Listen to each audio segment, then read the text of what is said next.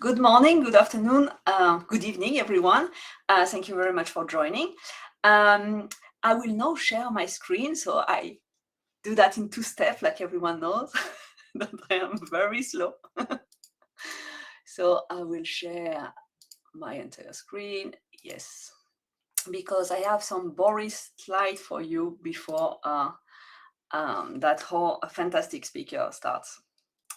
So please shut out if you don't see my screen, otherwise I will consider that you see it. So welcome, like I said, for July Analytic Tableau User Group. What is the Analytic Tableau User Group? If it's the first time for you, it's a dedicated place to learn everything about analytic around Tableau. So it's a virtual place. We meet almost every month. So in theory, it's every month except for August, where we take a break. And it's always about analytic function in Tableau, Tableau desktop, web as data. We try to have it covered as much as possible.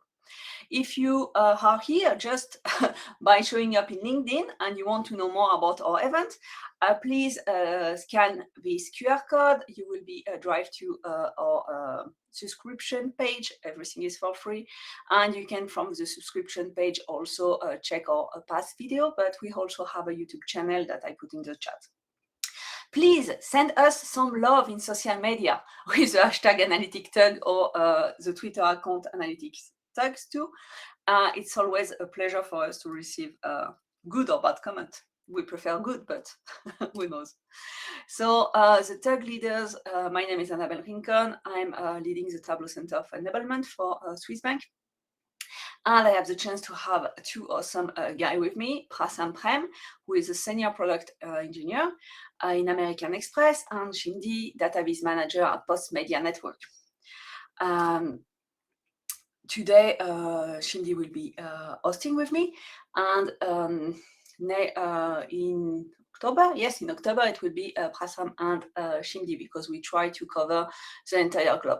So here is just some slide about me, like just beautiful pictures, and just for me to thank you again for having me named Tableau Visionary and Tableau Ambassador. That's mean a lot. I'm also co-leading a Data Plus Women event. That is to promote women working with our own data. And if you want to join us, you can also do that. So Prasam is not here, or is not hosting with us today, because it's normally very late for him. He's a Tableau Visionary, Social Ambassador, and Tableau Future Author. And yeah, Ais is awesome. You should really check his social media and his Tableau Public post. And Shindi, that normally should have say hello to you, but I haven't been able yet to bring him back on the session, but I will do that in 1 second, just after like showing the slide. So it's a database manager at Post Media, and I mean, these are like another level. What I do is like really business dashboard. This guy are like an artist, and really you should really have a look at the visits. So the ground rule for today is really to enjoy. Please, if you want just to comment, you can use the chat section. If you want to ask a question to the speaker, please use the Q&A, because it's easier for us to be able to comment and read the question out loud. So usually we let one presenter present his presentation, and then we ask the question. So please enjoy. The session is being recorded. We will send you an email later and publish some post on social media with our YouTube channel account, so you can watch it later.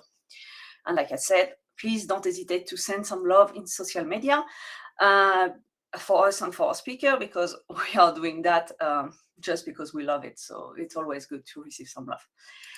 So the agenda of today, I'd say hello, and then I will let Shindi introduce the speaker. Let me check if I can bring him back. Sorry, you see all. Yes, Shindi. Can you speak, Shindi? Shindi, you are here. Hi. Yeah, can you hear me? Yes, I couldn't see you Hello, because hi if I share everyone. my screen, I cannot see you. Okay, no worries, no worries. I'm here. I guess you can continue sharing and I'll just walk through with you Exactly. together. Yeah. Please, do you want me to click? Yes, please. So we All will right, start with the so backup. Yeah. awesome. So for today, we've got a lot of awesome people here to talk to us today. And first off, we have Agata, who is also known as Rosca Tableau. I hope I said that correctly. But overall, it means the Tableau Fairy slash witch. She's a Tableau consultant and trainer by New Data Labs. And she's previously worked as a female magazine's journalist, a Euro funding specialist, and a foreign direct investment analyst, amongst a bunch of other things. And so the cool thing about Agata, she's fascinated with color theory, storytelling, and ways of sharing knowledge. She's also addicted to learning and reading. She's in love with playing the guitar, and she definitely loves to collect her Tableau certificates. So I guess she certainly must know a lot of things about Tableau, which is awesome. Last but not least, of course, she is a happy wife and mother of two. And so while she's not doing Tableau, I guess she's got her hands busy with family stuff. But today, she's going to talk to us about something that I think we've all experienced a lot of the time. We combining calculations. We have one field that's aggregated, one field that's not aggregated. All that Tableau tells you is that you cannot mix these together. So today, Agata is going to tell you what you can actually do anytime you get into that situation. So over to you, Agata, and we look forward to hearing what you got for us today.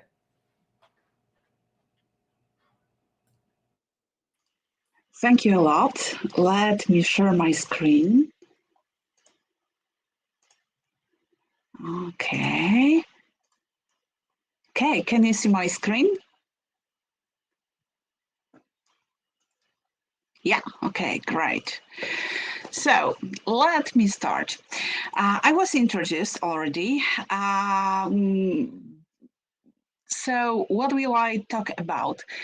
Something probably slightly more general than just the alert that you all probably know very well. You can Agata, now make sorry to interrupt you. We see a million of screens. You are sharing like the million of video. screens.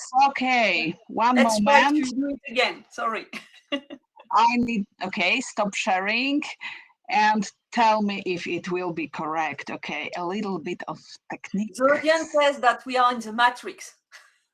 Okay, how about now? Better? Yes, perfect. Thank you. Yeah, I've done it. Okay, great.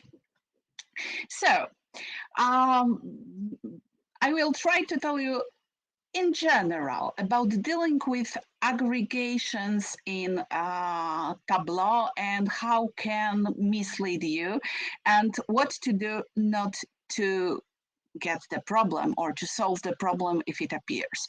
But before I say that, I should do two things. First, tell you why and where does the idea come from, and the other thing, we will start with some basic stuff that will allow us to go further. So I think I always had the problem with the alert, you cannot, and so on and so forth. And then some 3 or 4 years ago, I heard a presentation of Chris Love from Tableau Conference, and it was so much eye-opening. I think it was called When Tableau Breaks, and it was just about the kind of mistakes. So I thought, well, it would be absolutely great to be able to teach it or something similar to my Polish clients in Polish.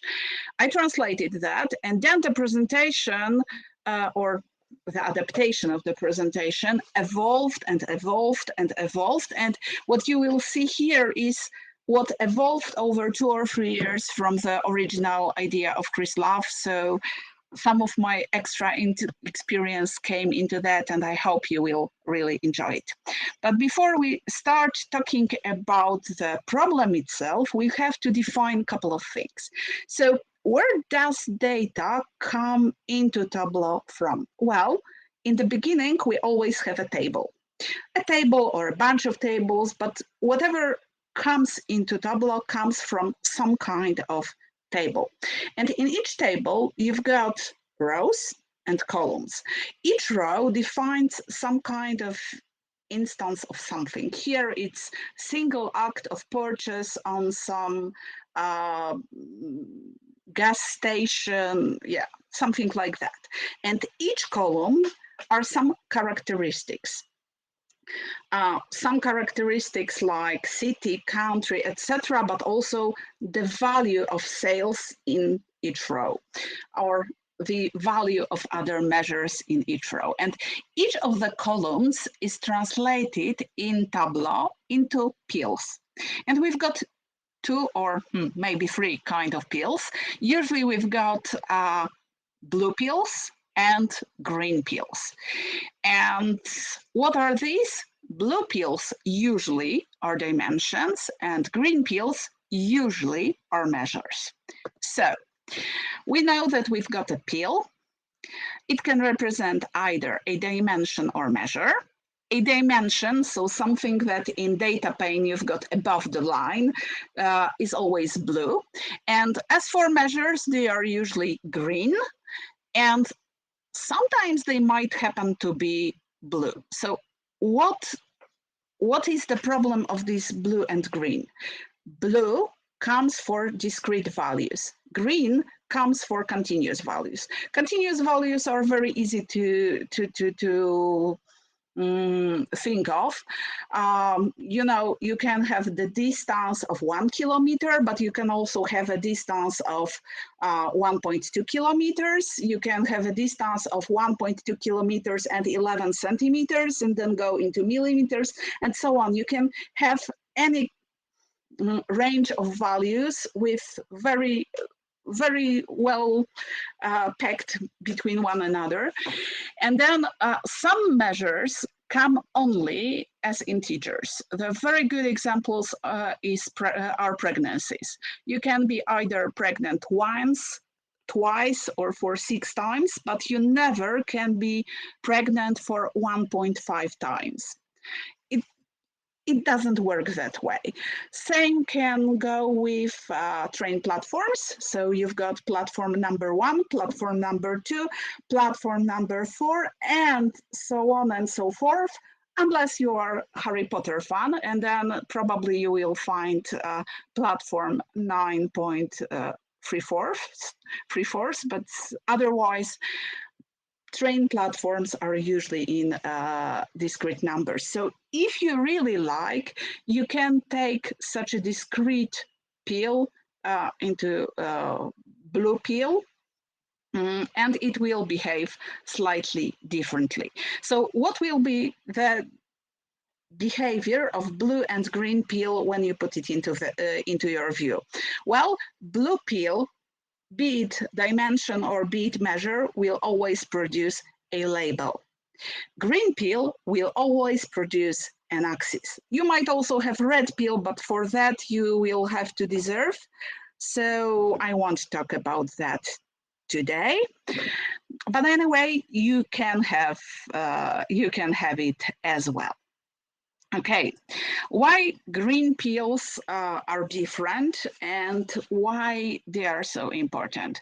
Well, they can be aggregated. What does it mean to aggregate? It means that each row from our original table, coming, for example, into the category of city, might be summed up to the level of detail of the visualization, and I will define the level of detail in a moment, and all the values would be summed or averaged or whatever. So blue pills are aggregated, and they are aggregated with one only aggregation by the rule.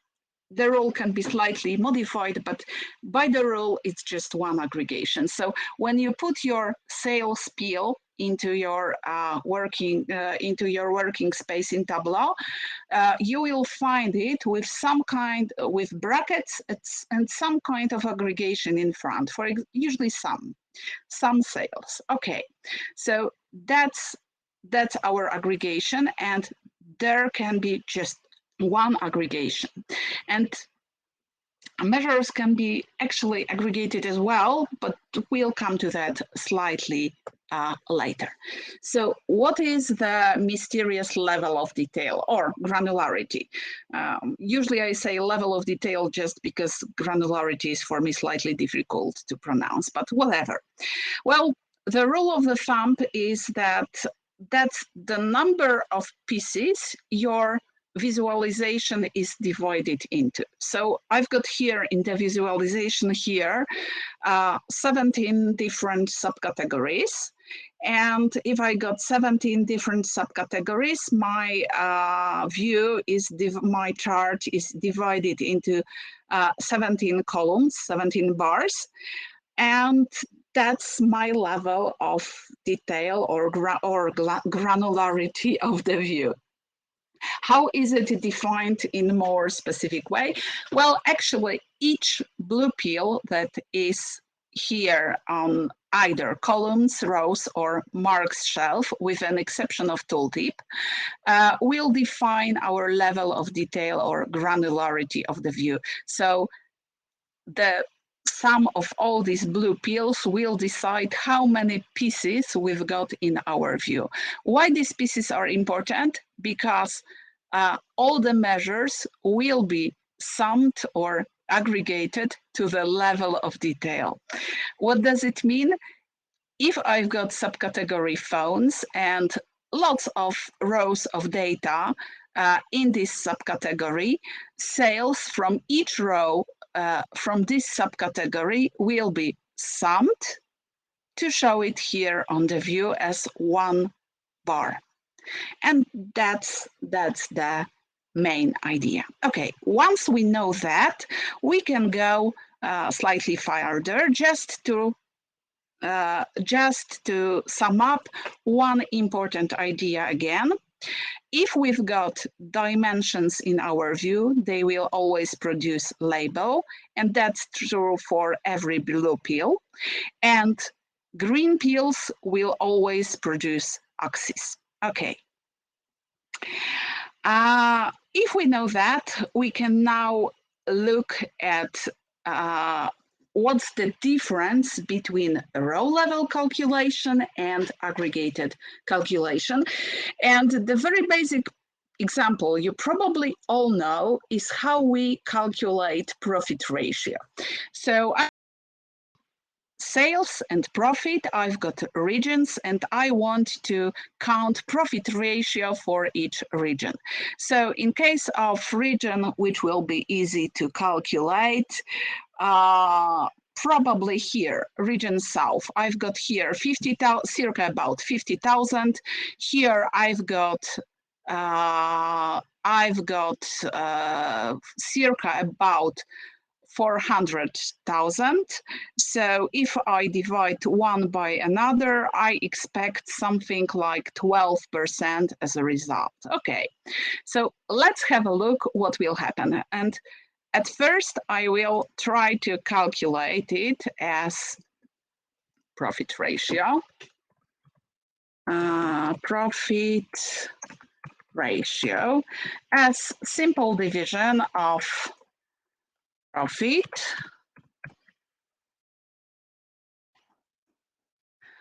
divided by sales. Okay, some of you probably already smile, but let's make it this way. I click apply. I leave my calculation here to be able to correct it later. I add it to my view, and I've got some strange numbers. I expected here 12%. I've got 265. Probably the problem is that it's not percentage. Let's check. Format, percentage. Oh, now the percentages look really, really bad, and that's not what I expect. So I call it profit ratio 1. And I write the other calculation, profit ratio 2, which will look, or just profit ratio, which will look slightly different. I divide some profit by some sales. So I've got here, okay, some aggregates. Let's make the calculation. Now, one moment.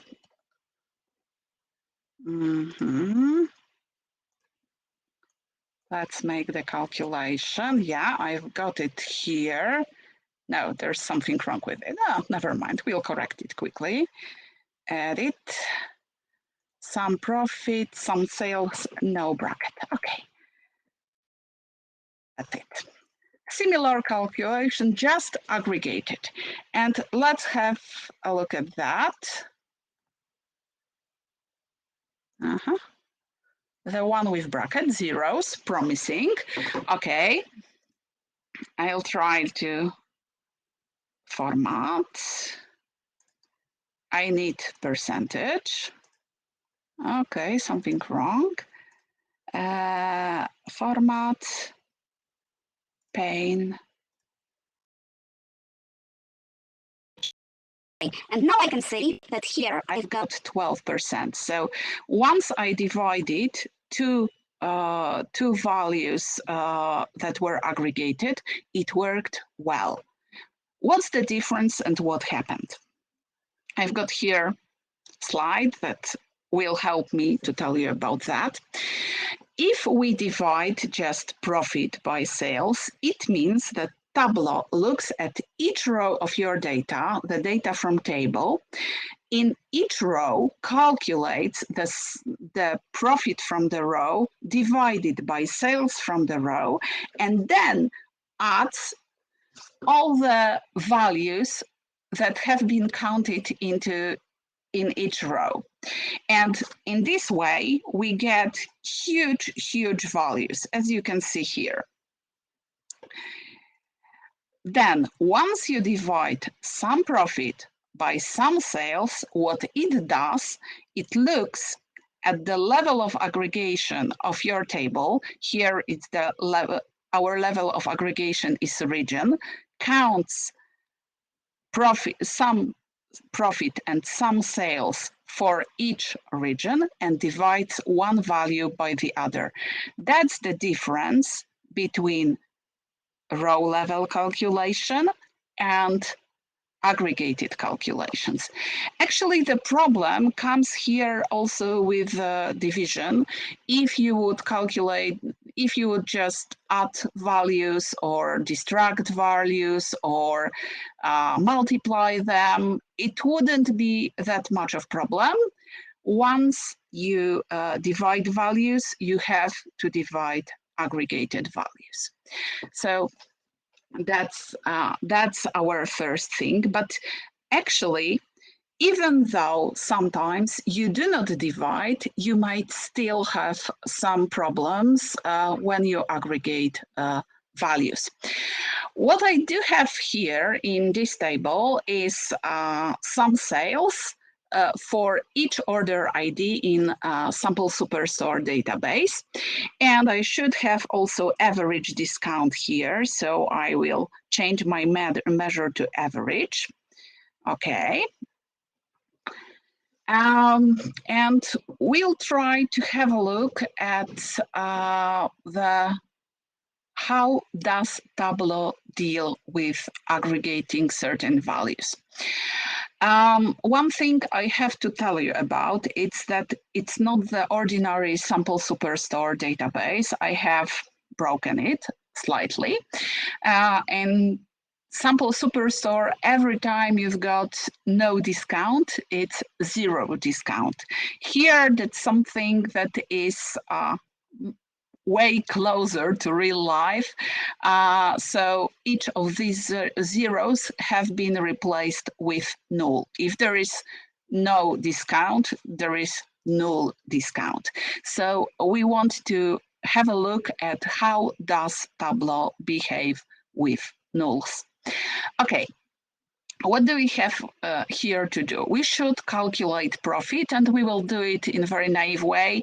So just let's say that what I want to get as profit is sales minus the value of the of the discount. And we will do that in a little bit roundabout way. So we'll try to have a look at what is done at each row of our data. Here we've got data aggregated to order ID level of detail, to that kind of granularity of our view. And what I want to do is to look at each row. How can I do that? How can I get values for each row? If I get into the analysis in my upper menu here, I've got something called aggregate measures and tick here. If I untick that, I will get data for each row of data. And you can see that for each row order ID, I might have one row of data or maybe more. In case of some of them, there are discounts. In case of others, there are not. So I will try to find, let's make it entire view. No, not entire view, entire fit width, okay. We'll try to find a row, an order where there are more rows, and some of them do have discounts and the other do not, and filter just to the one row. I can see here a perfect row, so I will click to filter it out. Okay. So what I've got here, I've got 5 rows with sales that are here in upper part. Below, if there is a discount, I've got a discount. Okay, so what would I expect if I aggregated that? Here I've got values that should sum up to probably 1,200, something like that. And below I've got 20% discount, 15% discount, and 5 cases. So 35 divided by 5 should give me 7% of average discount. So let's aggregate the line, analysis, aggregate measures, and something strange happened. Okay, analysis, aggregate measures. Oh, they aggregated and they came to the very much to the right side, and I can see that my sales is okay, but there's something wrong with the discount. Okay, it's way too much. Something strange happened. Okay, let's try to count the profit. I make it with capital letters to make it slightly different from the profit I've got already in my database. So my profit here would be sales.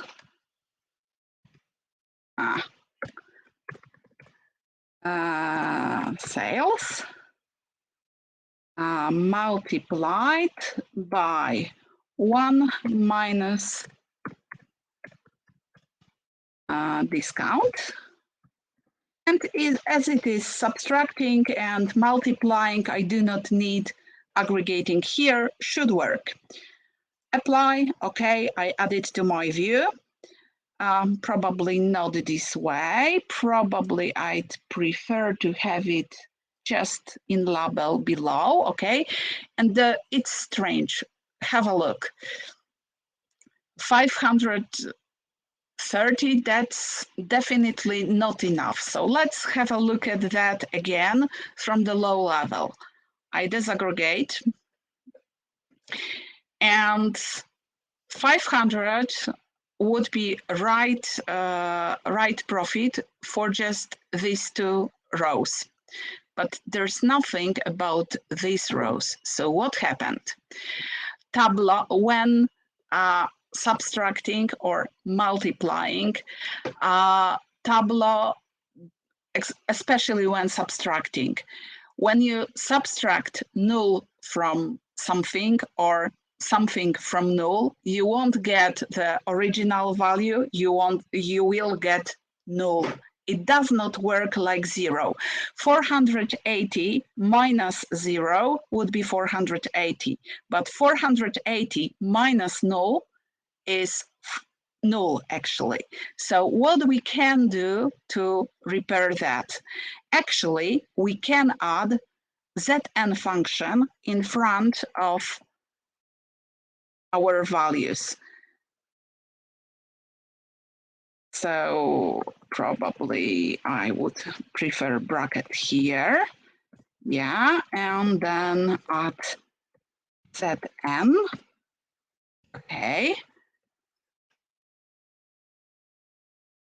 Okay, we can already see that I've got values 0 with our discount. Now I have to modify also my calculation.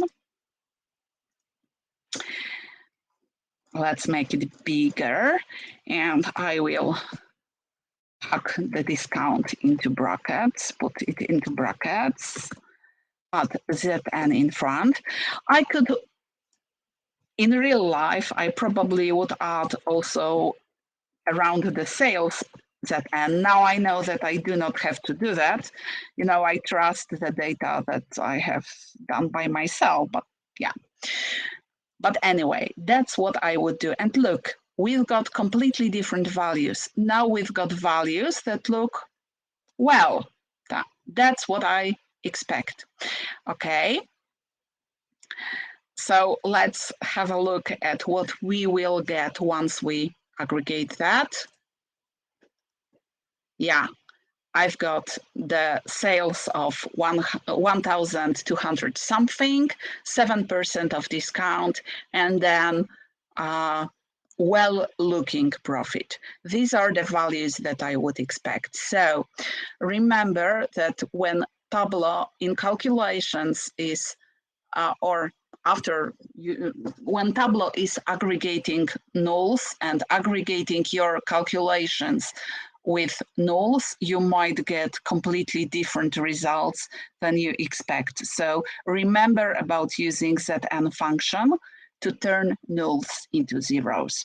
Okay, and now we can start real work with my favorite kind of mistake. So you cannot mix aggregate and non-aggregate values, and I will quickly go through different solutions to that problem.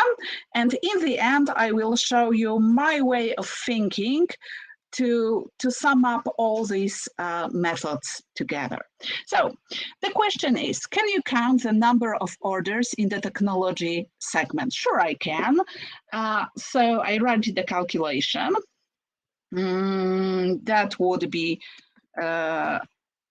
number of orders in technology segment. Okay, so I write my calculation and it says if segment is equal to technology with capital letter,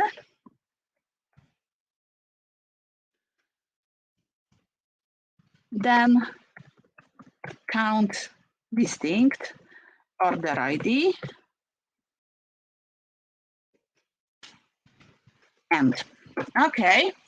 And what we've got here, we've got a mistake. So what does it say? Cannot mix aggregate and non-aggregate and so on. Okay, we know that this element is row level element. This element is aggregated element. So what we can do in this case, we can do very simple thing.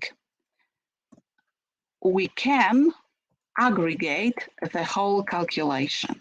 I go around that, and now instead of logic, if I've got segment technology, then count all the orders I've got in the segment. My logic is, if the segment is technology, then give me order ID, and when you've got all these IDs that are from technology segment, count them, count each unique occurrence. So use the count distinct aggregation. Okay, apply. Okay, I add it to my table.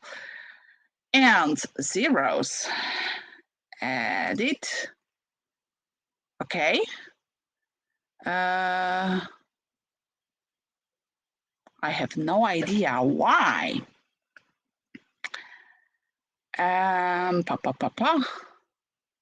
Probably there's technology. Let's look for the segment. Describe. Oh, there's no technology segment. So let's take consumer or home office. I'll take home office. I copy that, and we'll see how many orders are there in home office segment. Okay, let's put home office here. Apply. Okay, and we can see that. Okay, so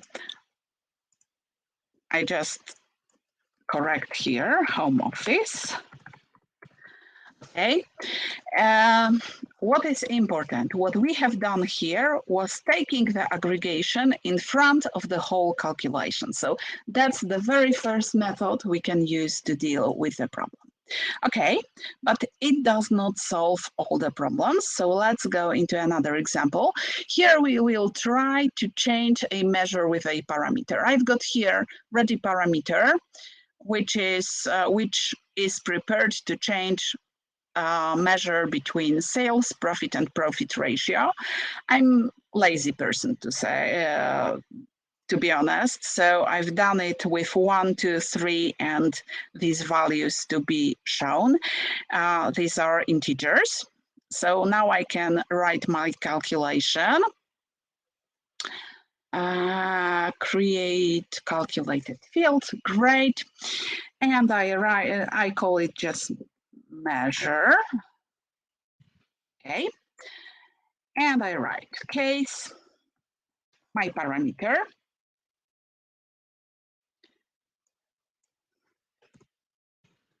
When 1, then, and with 1 I've got sales, with 2 profit, and with 3 profit ratio. So sales, when 2, then profit, when 3, then profit ratio, and that's the right profit ratio. Okay, I need to write and I've got a mistake. Cannot mix aggregate and non-aggregate, and so on and so forth. Okay, so what can I, where's the problem?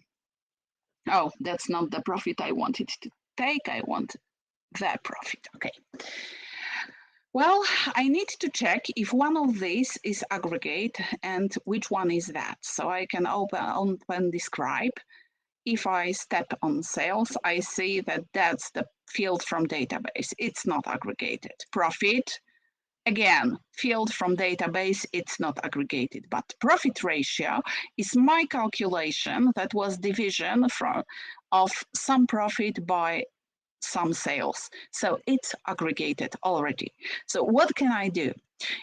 I definitely cannot take out aggregation of the calculation to the front of my whole calculation. So what can I do? I can sum each element, I can aggregate all the other elements, and I do that.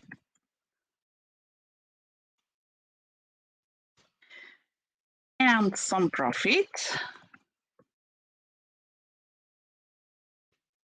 Okay, I've done that, and as you can see, it works perfectly. There are 3 important reasons why you should write calculations like that with aggregations. The first is that some elements might be aggregated, like profit ratio, and other not, and you need to clear that. But besides, the aggregated calculation, when you change the measure with a parameter, will definitely work more quicker. It will have better performance, and also it will not break once you will have data from different tables linked with relations. There, it's important also to write calculation like that. So whenever you change measure with a parameter, you need to aggregate this. It's just that way, and it works better. And here it solves our problem. I do apply, I add my measure to the view, and now I can change my measure with a parameter. Very simple, but it shows certain way of dealing with our problem. Another way. The question is, if we can color the subcategories with sales above 200,000. Okay, so again, I can write a calculation. I will call it just color, maybe color 1, because color might happen later again. And what I want is to say, if my sum sales is above 200,000, then subcategory, because I want to color each subcategory with different color. And what I get, you cannot mix aggregate and non-aggregate values, and so on and so forth. So my measure is already aggregated. The only thing that is at row level is subcategory. Subcategory is subcategories dimension. Can I aggregate dimension? Yes, I can. So what I will do is to hug the subcategory in brackets, put it in brackets, and then add aggregation in front. Which aggregation can I add? Min will do its way. Max would be same good, so whichever you choose, it's fine.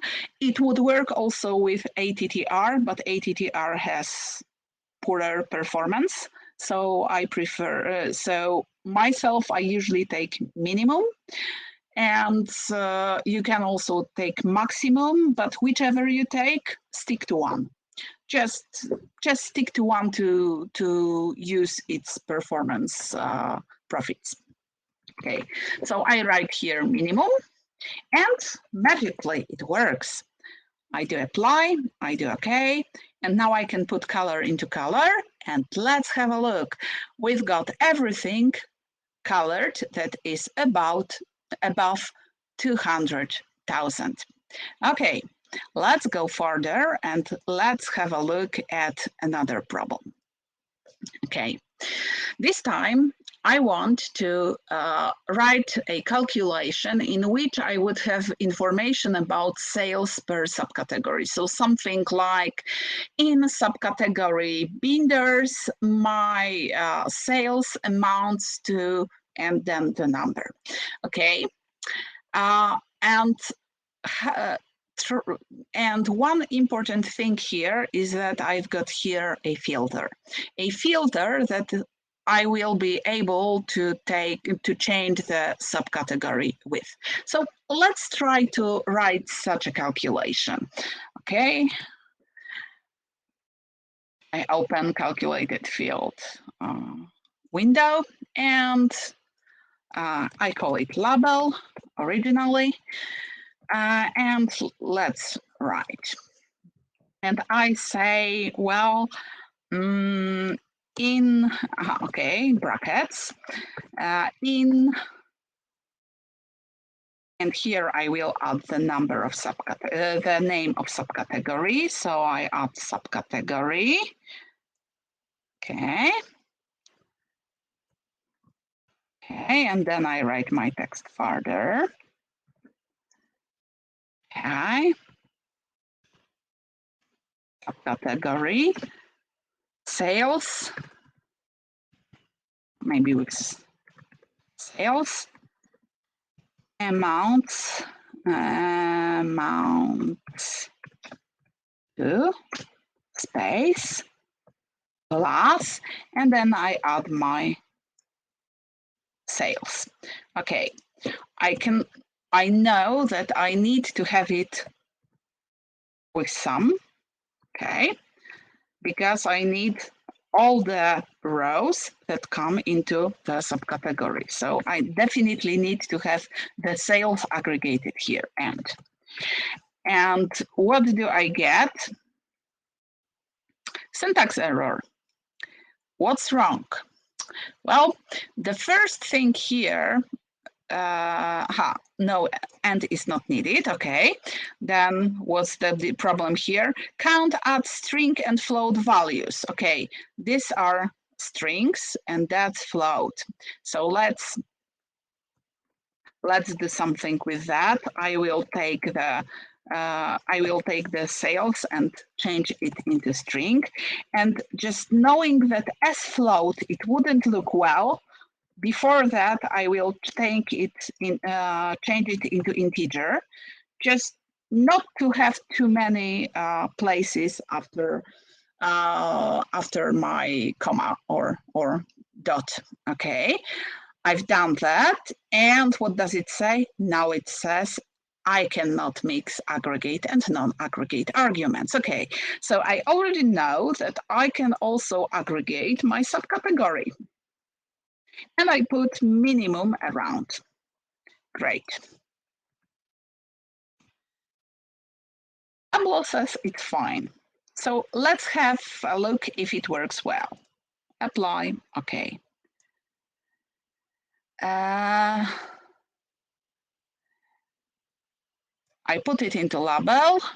Probably I want it for you to be slightly bigger, okay? And now I can see that in accessories, subcategory, sales amounts to whatever. Let's have a look what will happen if I change my filter. In bookcases, subcategory sales amounts to, okay, it's fine. And now I put it into all. In accessories subcategory, sales amounts to, but the number, look, here with accessories, we've got like 167,000, and here we've got more than 2 million. So that's the difference, and it still says that it's in accessories. What happened here? I look into my calculation. And if we have minimum subcategory, it's fine if we have just one subcategory. It will take the subcategory. But if we have more of them, Tableau will take minimum. Minimum counted alphabetically. So it will take like the first in alphabet value that it gets. First in alphabet is accessories. So if we have all, it will show minimum of subcategories, which is accessories. And that's not what we want to get. So we have to modify the calculation so that it wouldn't break once we have such an instance. Okay, so what I do, I write if minimum of my subcategory is equal to maximum of my subcategory, which, by the way, is the definition of ATTR aggregation, then it means that if minimum is equal to maximum, it means that we've got just one value. Then we want to show what we have here. In other cases, we want to write slightly different label. So for all subcategories,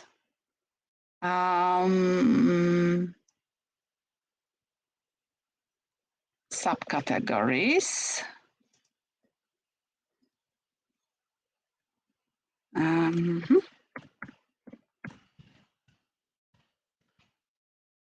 Sales amounts to, and now I can copy the number I've got here.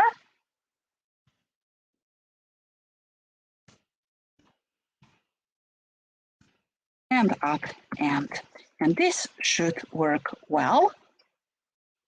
And now we see, oh, it does not work yet in accessories in all. So I have to check my label, edit. That's not the one. I've got two of them and I've mixed them. So edit. Okay, apply, okay, and let's, for all subcategories, sales amounts to, when I go to accessories, it's sales in accessories amounts to. So what I have done here, edit, was modifying the calculation so that it would take account situations when in my filter, I can choose more than one calculation, more than one subcategory. So once you aggregate your dimensions, you have to be aware of what you are filtering. Sometimes it might work, but sometimes it will take the first value in alphabet. So you have to modify your calculations then. Okay. One more solution to the aggregate and non-aggregate problem.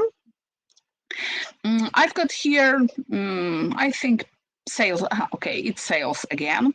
Sales values in different months. And I want to underline the values that are from the last quarter to color them. Okay. I write calculation that I will call last quarter. And what I will do, I will compare with date trunk each value of data with the value for maximum. So I will write date trunk quarter of order data, order date, sorry, of order date. And this will make each date, this will turn each date into the first day of the quarter. If we compare that with the first day of the very last quarter, we will get a condition that will allow us to color the last quarter. Okay, so what I do is I copy the part. More place needed. Okay, and I will add brackets and write maximum because I want to compare to the last quarter in my data. Okay, and what I've got here is you cannot mix aggregate and non-aggregate arguments. Okay. So what can I do? Can I aggregate the order date here? Not really. I want to compare each and single date. So I want to state at row level. So what I have to do, I have to turn this maximum into row level calculation. How can I do that? Well, actually, I can turn it into LOD calculation, adding brackets. And when I add brackets just to aggregation, I get the LOD calculation that gives me the maximum order date in my whole set of data. So that's the last date I've got in my data, and it will be and with date trunk quarter, it will be last quarter, the very last quarter in my data. So what I have done here was to turn the calculation into row level calculation by adding brackets and turning the calculation, the aggregate calculation here into LOD, level of detail calculation. Okay, I add apply, okay, add that to the color, and voila, we've got it. Okay, looks great, and we are almost at the end of my presentation, but there is one small thing I want you to be aware with LOD calculations. That's the mistake that I have done many times, and well, it's good to know about that and to know about that with LODs.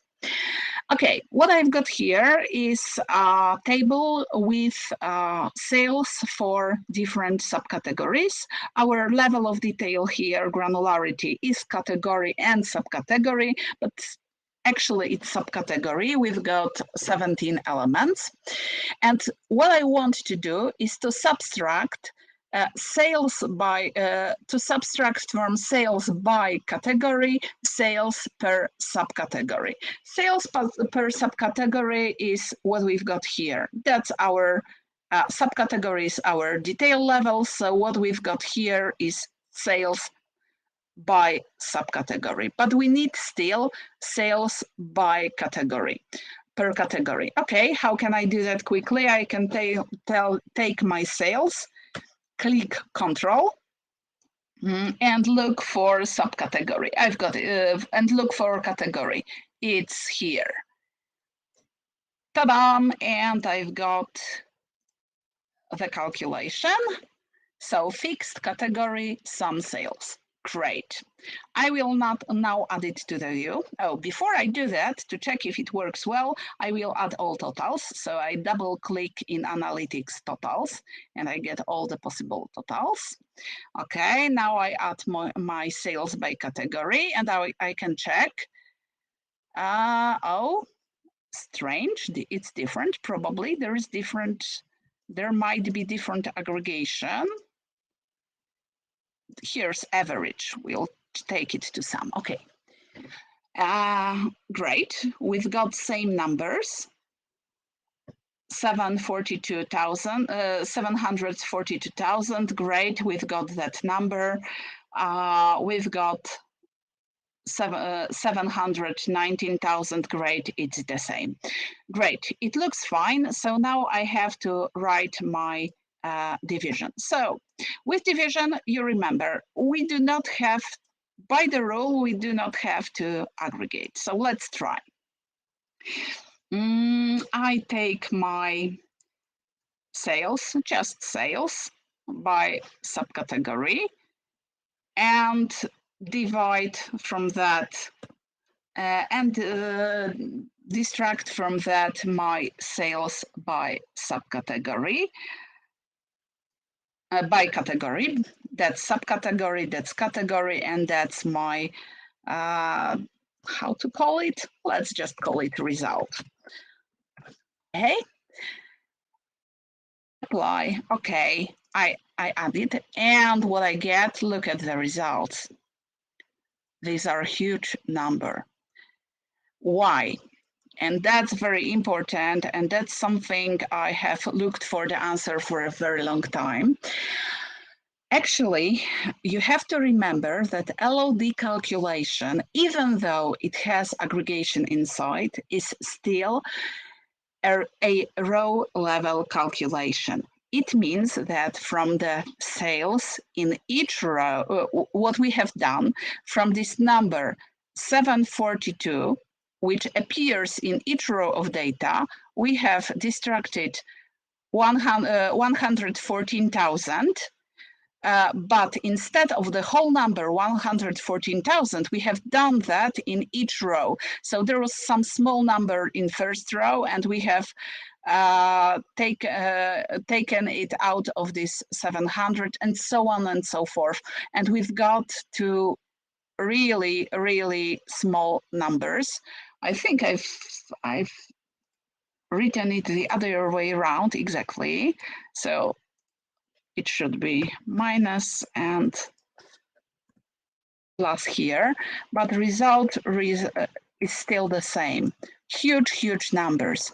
How can we correct that? Once we use in our calculations something that has been counted before as LOD calculation, we also have to aggregate that. So I add here brackets and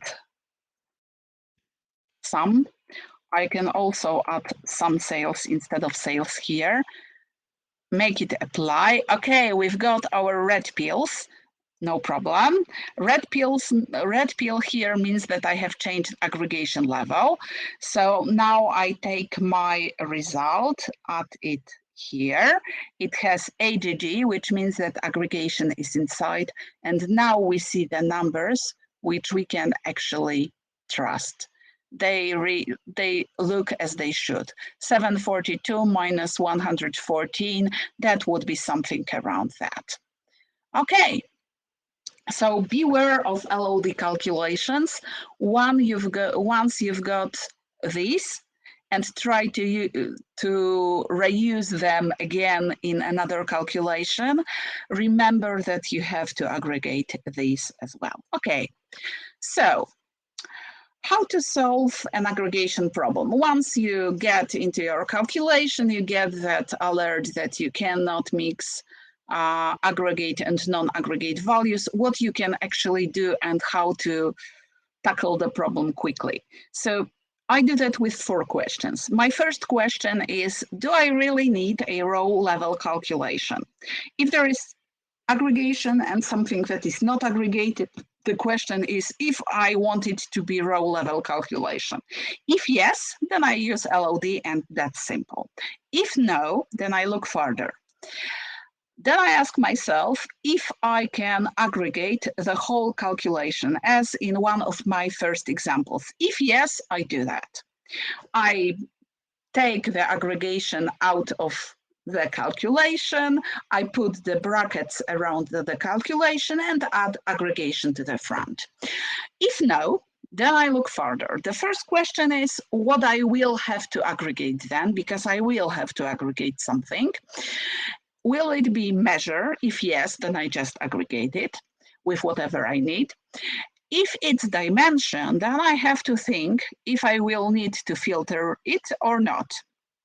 If yes, then I use whichever aggregation is best for me. I would use minimum, but modify my calculation in a way that will allow me to prepare for filtering. If no, I just aggregate. And usually I do that with minimum. And please remember one more thing, whatever happens, Zn function is always one of your best friends. So remember about it and use it whenever you go out of Sample Superstore data. Thanks.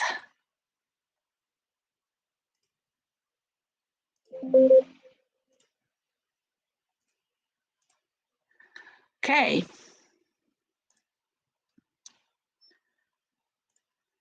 Let me have a look if there are any questions. How can I increase text size in the calculation window? By using Control and Scroll. That's. Oh, someone has answered. I'll try to publish the workbook on my Tableau public site. Yes. Please send me the link so I will add it on the email that I will send to everyone. Okay, great.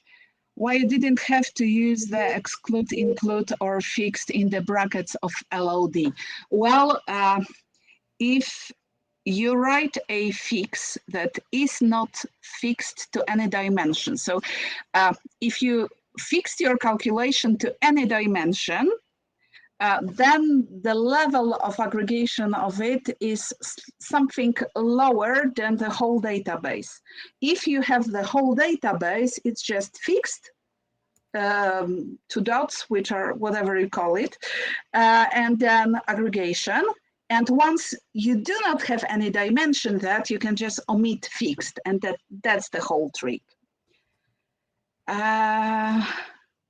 Okay, and these are the questions. If there will happen any other, I will gladly answer it. And thank you a lot.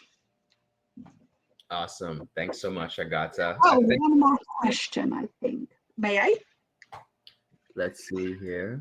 Yeah, sure. You Go can ahead. also answer. You can also answer nothing.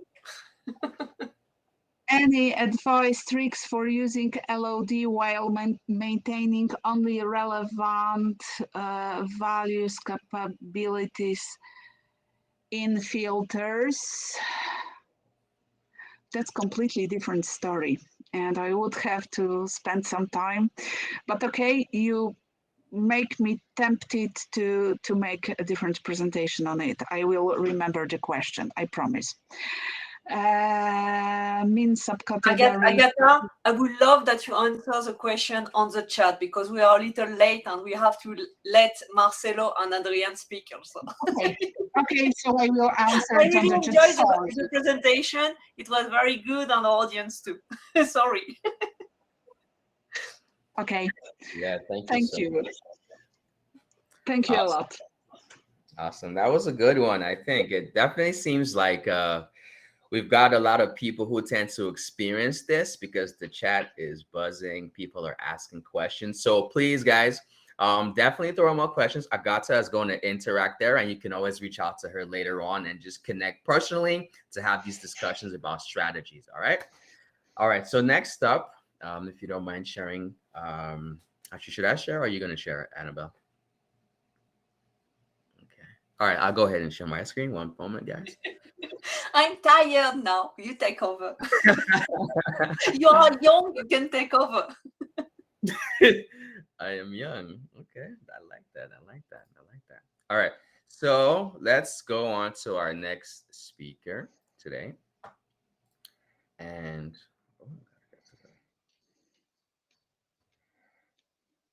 all right, so next up we have Marcelo. Is it Marcelo or Marcelo? It's Marcelo, but I think it's Adrian now, right? Is it? No, it's Adrian. We love to trick Chimdi too with changing all the speakers together at the last minute. Okay. So perfect. So here we have our next speaker, Adrian Zinovei. I'm really excited to speak here and speak today. We're actually currently working on the same project, so that's awesome. Adrian is a Toronto, Canada-based Tableau consultant, and his main area of expertise is building business dashboards. He's a two-time forum ambassador, and he's ranked top 10 by points on the leaderboard. So anytime you go into the forum, actually, if you're asking questions, there's different places you're going to get to. You're just going to see Adrian answering. So again, he's always happy to share knowledge, which is fantastic. He's a three-time Vizzy Award winner. So COE and Server Superstar and Forum Fanatic. That's, again, just sharing knowledge. And he's a Viz for Social Good board member, so helping to organize and plan those meetings and challenges and initiatives to, promote the work that's being done there. Adrian started using Tableau over a decade ago, so like super experienced, and he's been working as a BI specialist for more than 20 years. That is just amazing. So today, Adrian's going to talk to us about business dashboards, data, design, and development. So essentially, like everything we need to do to be able to push out a solid dashboard there. So over to you, Adrian. Look forward to it. Oh, thank you. Thank you so much, Chimdi, for the introduction. Can you hear me well? Yep, you sound perfect. I'm going to stop sharing so you can take over. Yeah, sure. So we have roughly 50 minutes. Yeah. So I have to aggregate myself in 25 minutes. Take your time, people. Anyway, stay until we finish. Take your time. Okay. Yeah, it's being recorded. So for those who need to leave, it will be posted later so you can catch up on whatever it is that you've missed today.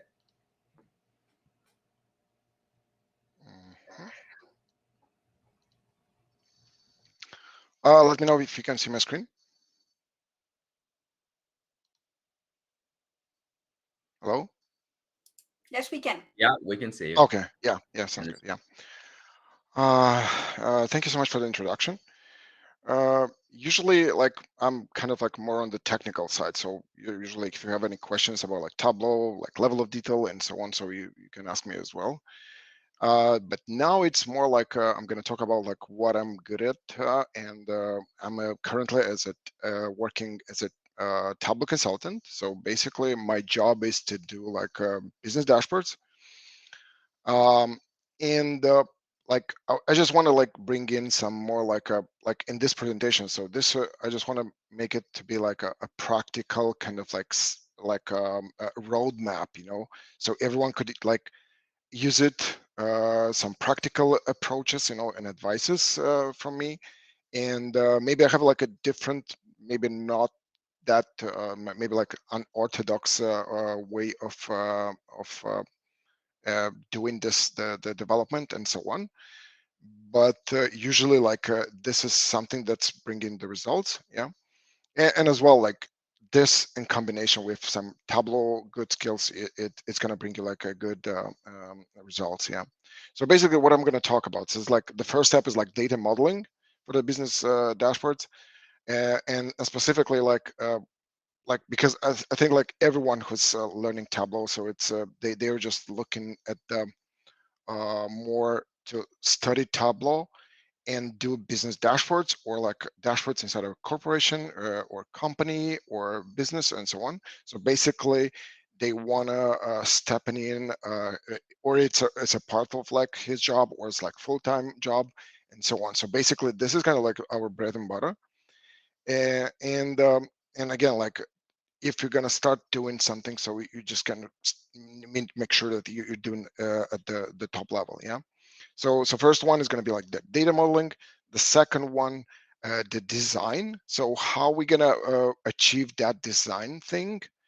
And further, how we can implement the design and that knowledge that we get from the data, and doing the proper development, yeah. And again, this all isn't in a business environment, yeah. Okay, so what is like business dashboards? Like for example, like this year, I had the privilege to be at the Tableau conference. That's where I met Annabelle and Prasan. So we even have a couple of shots with Prasan. And everyone's excited. Everyone's talking about like the new features in Tableau, Tableau GPT, and so on and so on. And imagine like a guy who's going to work and say, okay, from Monday I'm starting a Tableau job, so I'm going to be doing this job on that company X starting Monday. So excited, and the expectations. So the expectation is like, oh, I'm going to work in like latest Tableau versions.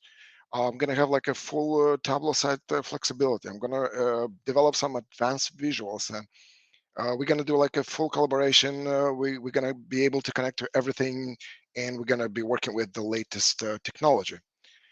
And starting Monday, you just have a different reality, because usually like businesses, they're not using the latest version of Tableau. You're going to be lucky if they're using like 2-3 quarters back. So if it's like 2023.2, so basically everyone's using already latest like 2022.3 or something like that, yeah. In many companies that you don't have like admin rights, so you just looking at the Tableau side, you can do anything else, just, yeah, and you just go with the flow, yeah. So you just have to ask somebody to do something for you. Develop advanced dashboards. So just like, okay, so you're just trying to do like a sync, and there's like the business side is gonna start screaming at you like, no, just I want tables. I don't need anything else. And again, in the corporate world, so you just gonna be facing this thing like, it's not today, maybe tomorrow, maybe after tomorrow. Everyone's busy and so on and so on. And again, like security, accesses and so on. It's a corporate thing, so everything's moving like not that slow. What I would just want to say about this is that in there are some pluses here. Not, I wouldn't say like this is like a huge minuses and so on, because in the meanwhile you have enough time to deal with data. You're not rushed, so you can just step in, have a look at the data, do it that proper design, do like more analysis and dig down into the data. Yeah. So we're just going to start with the first one. So we just like data modeling. What are the strategies? How this data model could impact your future design? Yeah. So ideal world, business world. So this is like, for example, like in my case, or like in case of like a Tableau developer. So you're going into a company, you're assigned into a project. They have structured data. They have a dedicated team who's doing the data. They have a business team who's coming with you together, and you're just doing this like data investigation. You're just doing like interviews, identifying the design, even drawing the design. You have the tools, you have everything, so you have the team, so everything's cool. Or you might be like in not ideal business world, so it's like you can be like one of those like ambitious business analysts. So you have like data from everywhere, you have the business knowledge, you just got familiar with Tableau, and you just think like, okay, how can I get something from this? How can I develop a dashboard? How can I make something better? How can I be promoted? Maybe to learn something new, and so on and so on. So that's kind of like the goal, yeah. And this is how everyone's trying to step in and use Tableau. Okay, so in terms of data, so usually like when you're looking at the data, you just think, okay, how you can step in. So again, this is going to be a little bit of philosophy, but we're going to have some practical approaches as well here. So first of all, you need to think of like, okay, the connectivity. And the questions like, where is my data? Can Tableau connect to data? Can this be automated, and so on? Yeah. And the next one is like data provenance. So where the data resides. So you have it in a database, in a CSV file, in Excel files, or in share folders, and so on and so on. Yeah. The next one, once you connect to that data, where you identify the connector, so you just try to do the data modeling. So you basically, what you're doing is just trying to combine all those data, make sense of it, to put it all in one, or like separate, use different type of relation, and identify what should I do with them. So we're just, okay, we're gonna join, we're gonna blend, we're gonna union. So this is like where it's like more like technical, I would say like skills are needed, yeah. And the last one is like checking your data. So you just basically gotta go with the data and just check, okay, do I have dates? Everything's corrected, everything's fine. Do I have null data? For example, like in the corporate world, so you just wanna make sure like if you have different tables with data, just wanna make sure like, for example, like the product name is the same, and so on and so on, yeah? And here are some practical, I would say like practical advices, like, or approaches. So for example, like for the connectivity, usually like the best way to do this, you have like corporate data warehouses, share folders where the Tableau server admin user could access that data. So for example, you have where you have like big data or like cloud data you have in the warehouse. The other data that user can access and change it to like, I don't know, like Excel files could be in a share folder.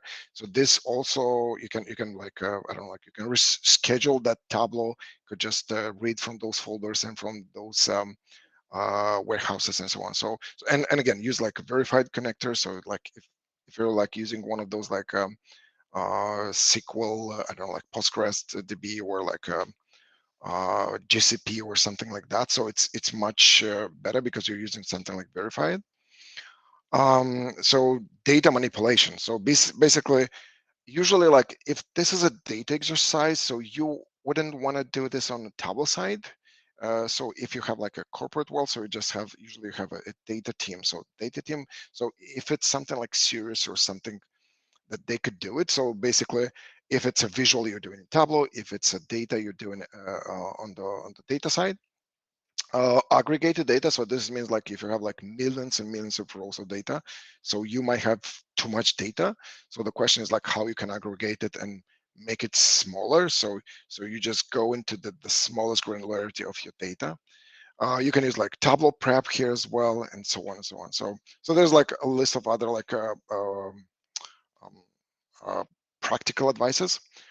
Sometimes if you don't really have any tools, so you can convert that into a custom SQL, and you can imply some data types and so on and so on. So this is also like a good example. So and whenever you don't really have support from the data team, so you can do it on your own using some some SQL function, like I would say like simple ones, because it's like, it's not, you cannot do something like really complex in Tableau and from the data point, yeah, and so on. So this kind of like, you can go over those like I would say like a list of advices, and you can check on your side, you know, like if you're doing right or wrong, you know. From the data model impact and design, yeah. So basically, you already kind of like, when you're looking back in your data, so you're just thinking, okay, are we going to use something like sophisticated dashboards? So basically, like if you're like a medium or more advanced like a Tableau user, so you know that, okay, I'm going to be using something like advanced, like a custom design menu, you know, or you're going to be using a predefined list of, I don't know, like I'm just going to put it this one. So you can use something like a predefined list of values, you know, like products or something like that, so, or users, you know. So you can add that one and embed into your kind of like data model, so you can use it in the visuals after. Now you're like, or for example, you want to build like a Sankey chart, you know, like waterfall, like a radial bar charts, you know, like when you need to bring all those like radiuses and numbers from 0.1 to 90 degrees or something like that. So you're just going to have like 90 points of data per each thing, you know. So that's how you can just keep that in mind and just go back and do this at the stage of the data modeling side, yeah. And also, like for example, if you're using some kind of like, you want to do like you have too many measures, so you have like a lot of measures, so you want to, or you have a survey, for example, so you can use something like a pivoting data pivot. But again, there are some limitations, because you can use that only when you use an Excel or CSV files. Of course, that could be achieved in SQL and so on. So and so on. So, and also like, if you just want to think outside of the box, so you're using a company, you have some products, you might consider of like bringing in some, I don't know, like a national statistical numbers, and that could help that could help the, I would say like the report you're building, or bringing more insight, you know, like if you're, for example, you're building a map based on cities or states or something like that, yeah. Okay, I'm gonna jump next. Include some of the so like quotes here. So usually, like what I would just suggest to everyone. So try to have fun, because if you don't have fun, so if it's boring, so you're not gonna be like really satisfied of the process. So usually there's no an easy dashboard in Tableau. So you need to be very focused. You need to be very satisfied, like when you get that result, yeah. Okay, so let's move to the design. So we just, assuming that we have that cool, robust data model. So we have the data, we could check the data, we added the additional things and so on. Now, it's what exactly is a business dashboard? So I included here some of the like definitions from Google, whatever, internet, yeah.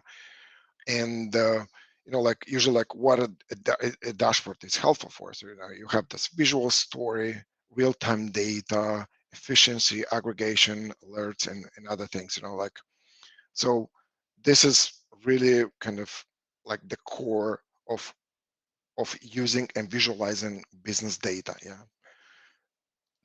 Okay, now how I'm seeing this. So what exactly are the elements of a business dashboard? So in my view, I'm just going to simplify as much as possible, because I mean, like usually we start simple, and after you just go like multiple rounds of like increasing the complexity and adding more insightful charts and interactions.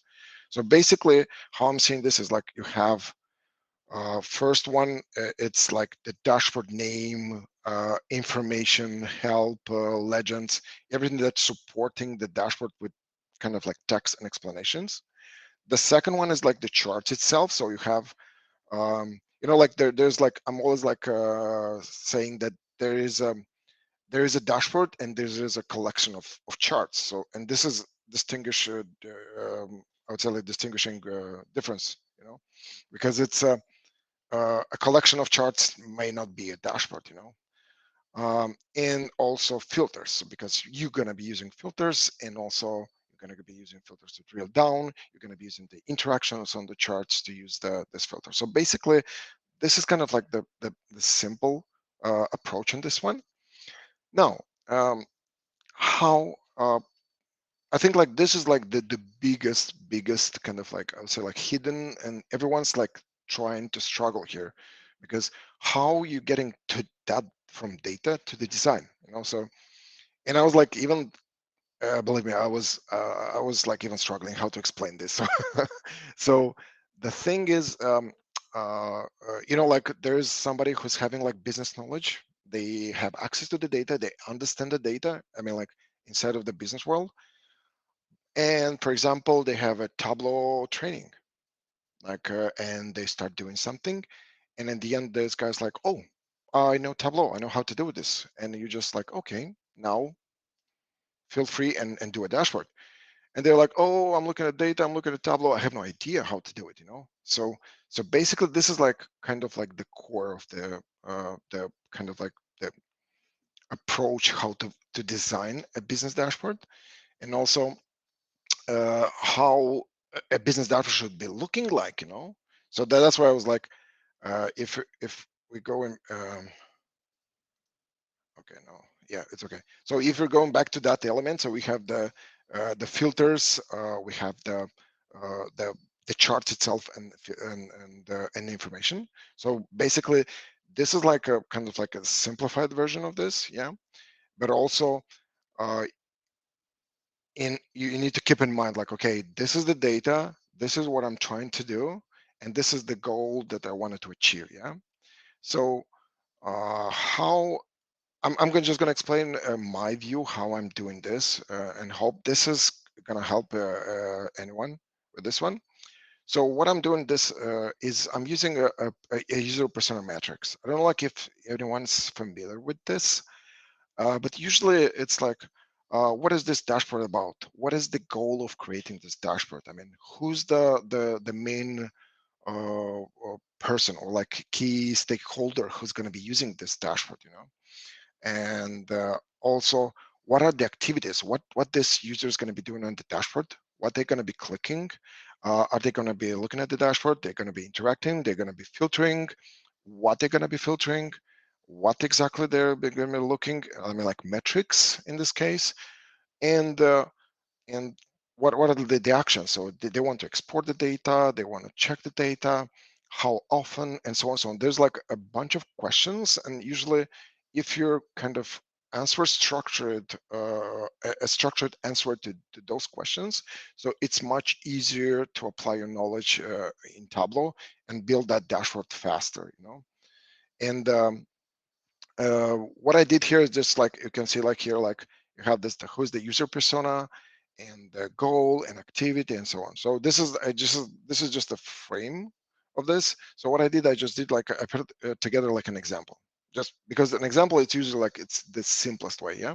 So imagine like we have a sales data set. So just like something simple, you know, like a data set with categories, product list, sales cycles with orders and returns, you know, like we have some regional data, we have some information about the competition, and about those like sales representative and so on. So in this case, you imagine like you have like this simple data, and if I'm just gonna try to emphasize this and put this into this matrix, so I'm gonna be having this like, okay, the user persona as sales manager. So in this case, the user of this dashboard is gonna be a sales manager, and the goal is to sales monitoring and the employee or sales monitoring and employee performance, you know, like of the sales reps. So basically, this sales manager wants to build a dashboard to monitor sales and the sales representative, yeah.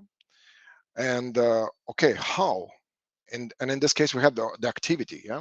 So activity is it's going to be like I want to, and here you just start explaining what exactly are those activities. So because you know that you have the data for sales, you have the pricing. So you just want to analyze sales, you want to analyze pricing, you have information about the competition. So, okay, I'm just going to have this competition.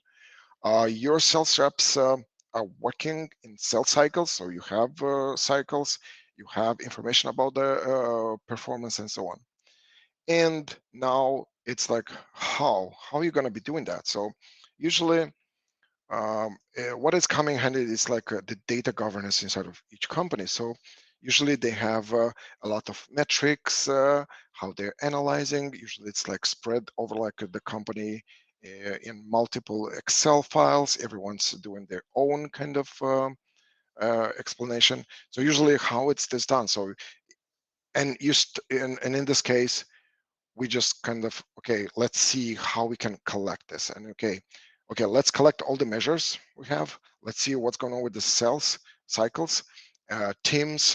Okay, do we have a regional split, locations? Okay, what's sales related to products? So we kind of, if you're looking at this one, so we have the on the left side. So we have kind of like the dimension. So all the dimensions, yeah. And after that, we have all those metrics related to this main activities. So in this case, like, I don't know, like sales, for example, we have the monthly sales, sales by product, sales by region, new product sales, top 10. Usually this is like really helpful when you do like this investigation with the business users, because usually they have all those key metrics in their like Excel, or like they're reporting to the bosses or something like that. But also they could just think of like, okay, what else we could do here, what else we could add. So usually like you do like a brainstorming, so you have like a full list of all those things, and in the end you have like a really good solid example. Yeah. So if just to move on this one, okay, so again, like the code, this one is intelligence made visible. Okay, the next one. So what I did here is just, when I was kind of analyzing this this metric, so I just realized that, okay, it's going to be too many. I would say like too many metrics in one, if I'm going to put it in one dashboard. Yeah. So I'm just realizing, okay, sales, pricing, competition, this could be analyzed in one dashboard, and cycles and employee performance in another dashboard. So basically, in the end, I'm going to end up with like one big dashboard with two dashboards. We can use some kind of navigation in between them. Yeah. And here we can start like building the dashboard. Yeah. But how? So basically, we have this like in three steps. So we have the data. Now we have this metrics and the key performance. And we divided even like, okay, we have something in plan. Okay, we have this as employee performance. This is as a cell analysis. And if we move on, let's start grouping them and understand which one it's going to be like, and which type of charts we're going to be using. And I think this is like really helpful, because from the left hand, we can see all those like a list of dimensions, and usually you have, and you can use them as filters. Yeah, it's in this case going to be like global filters, because you can filter by cycles, by team, by regions, by products, and so on and so on. So you give that flexibility of drill down. And after that, you can start like analyzing, okay, which chart should we using here, so, and you just say, okay, monthly sales. Okay, monthly sales, the keyword is monthly and sales. So basically you say, okay, monthly, we can put like, we have a date, we can aggregate numbers by month, and we can have a bar chart. We can use a line chart, or like even an area chart based on month, and so on. Maybe we have sales for this year, for the previous year, and so on. So cumulative numbers and so on. So you can see like, usually like the most used like a chart type is the bar chart. So that's why, yeah, I mean, like sometimes people are just getting outside of their comfort zone. So we're just like, okay, well, what should I do? Like my dashboard's looking everywhere like as a bar chart, and in that case, you just need to kind of like step back, try to see, okay, let's try to bring something new to our design, like in this case, like I was like I mean, like the price for the competition price. So you just say, okay, we have the price. We have like this price is divided by the I don't know, like from 0 to 10, and we have it by the products, you know, or you can divide it by some bins, you know, and you just have something like a matrix. Or okay, okay, yeah, matrix and so on.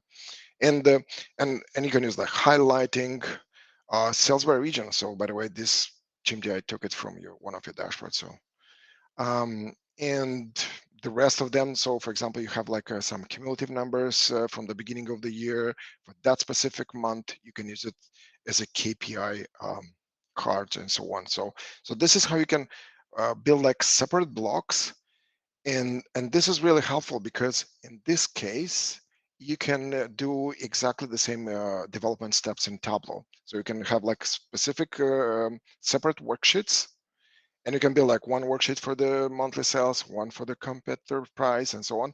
And after you apply the global filters, you know. So hopefully this makes sense, because this is how you can get from data to metrics and dimensions, and you can put them all together into this matrix, which is really, really helpful, you know, for you. And also, like in my experience, so every time when you have a dashboard you want to build, so I'm always asking, okay, tell me what's the philosophy of this dashboard. So in few words, you have a data, what exactly you want to have it as on the other side, you know, like you have to you want to have a dashboard that to analyze this and this by that and by that and so on, you know. So this is kind of like a more like a practical approach, like an example. Yeah, hope it's helpful. Okay, so now it's about time, like how we could start like our design. Yeah, so usually like in the corporate world, in the business world, I'm gonna start with this one. So usually how you can start really, really fast, you know. So usually every company, when you open the Tableau instance from the scratch, you have a Tableau font by default. So you have like Tableau book and so on. So usually what you can do is that, for example, if your company wants to use it a different font or different sizes and so on, so usually have like a book of like guidance, like design guide, how you can build, what color to use, what text, font, and so on and so on. So usually, in order to start really fast, so you can use like, for example, in Tableau, you can use like on the format workbook, and you can see like everything here. So you can change at the top, you see like Tableau book, you can change to whatever font you want, and automatically all the fonts are going to be changing, and this is going to be much easier for you, so you don't have to go every single workbook. Yeah. Corporate design. So usually like the best way to achieve like fast results in a company. So because you don't want to build like 5 different dashboards with 5 different colors, you know, and the other departments, imagine like maybe the company is like thousands of people, so you're gonna be bringing like hundreds of dashboards with like different colors with different format and so on and so on, you know. So usually you company you're going to be using like a color palette. So what I recommend for that one, so you can edit the preference file. I included here this the link to this one. So it's pretty much straightforward because that file is empty at the beginning. So you just copy paste some format from this like help, and at the end you see like here in this presentation, you can make it like you can name it as your company, and automatically you're going to be ending with that specific color palette. So usually it's like not more than 5-6 colors, you know, like but it depends. Yeah. So this is kind of like you have the font, you have the color. Now you have the corporate design. So basically in this one you have the guidance, you know. So in order like all those Tableau dashboards in a company to look kind of like almost the same. So so like not to be discriminatory, you know, like in between them. So usually like you're using some kind of like the same format, the same size of the dashboard. You can see here, you know, like you can have like a 1 or 2 or 3 examples of like KPI cards design. same size, same font, same kind of color for the filters and so on and so on, you know, like, and even like navigation buttons or like icons, like corporate ones, you can use exactly the same everywhere, or you can like use as a starter. So you can have like a dashboard, empty dashboard with all the fonts changed, all this schema, you know, like a skeleton, I would say, like in Tableau, and a dashboard ready for you, just to drag and drop the dashboards inside it, you know. So imagine this would economy like tons of time for you. Yeah. So again, we have font, design, and sizes, and these are like the steps. I mean, like how we can do like this much easier. So you just have like the data, design, and development. I just include some nice thing. Yeah. Anyway, let's move on. Again, actionable insights. I think this is like at the core, like it's looking kind of like the next step.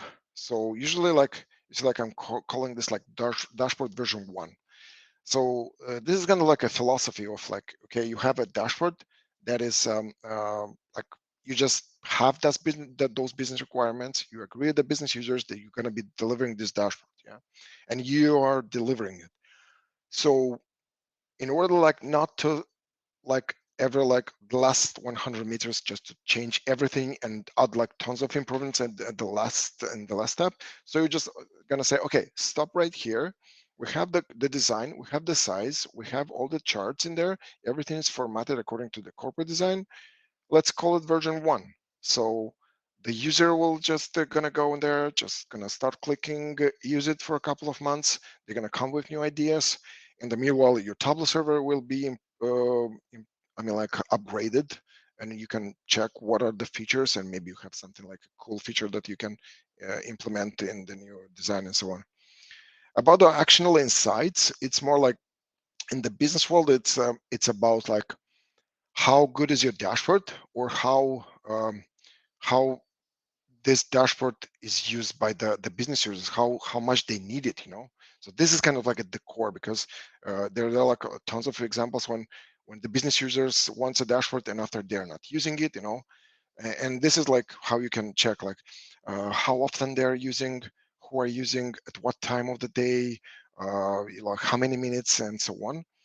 And basically, if you create a cool, nice dashboard, uh, they for sure are going to go in there and just they're going to be clicking and checking and seeing, you know. And I included some of the like the steps here, like how you can do it more, you know, because usually you have a dashboard that's kind of like a descriptive, you know, like you know, like the difference in like descriptive and prescriptive analytics, you know, like and so on. So usually like prescriptive, it would be something like more advanced analytics, but descriptive is something like it's just describing the data. So you just have some data, it's the data is coming in, sales, whatever, and you're just monitoring the data. Yeah.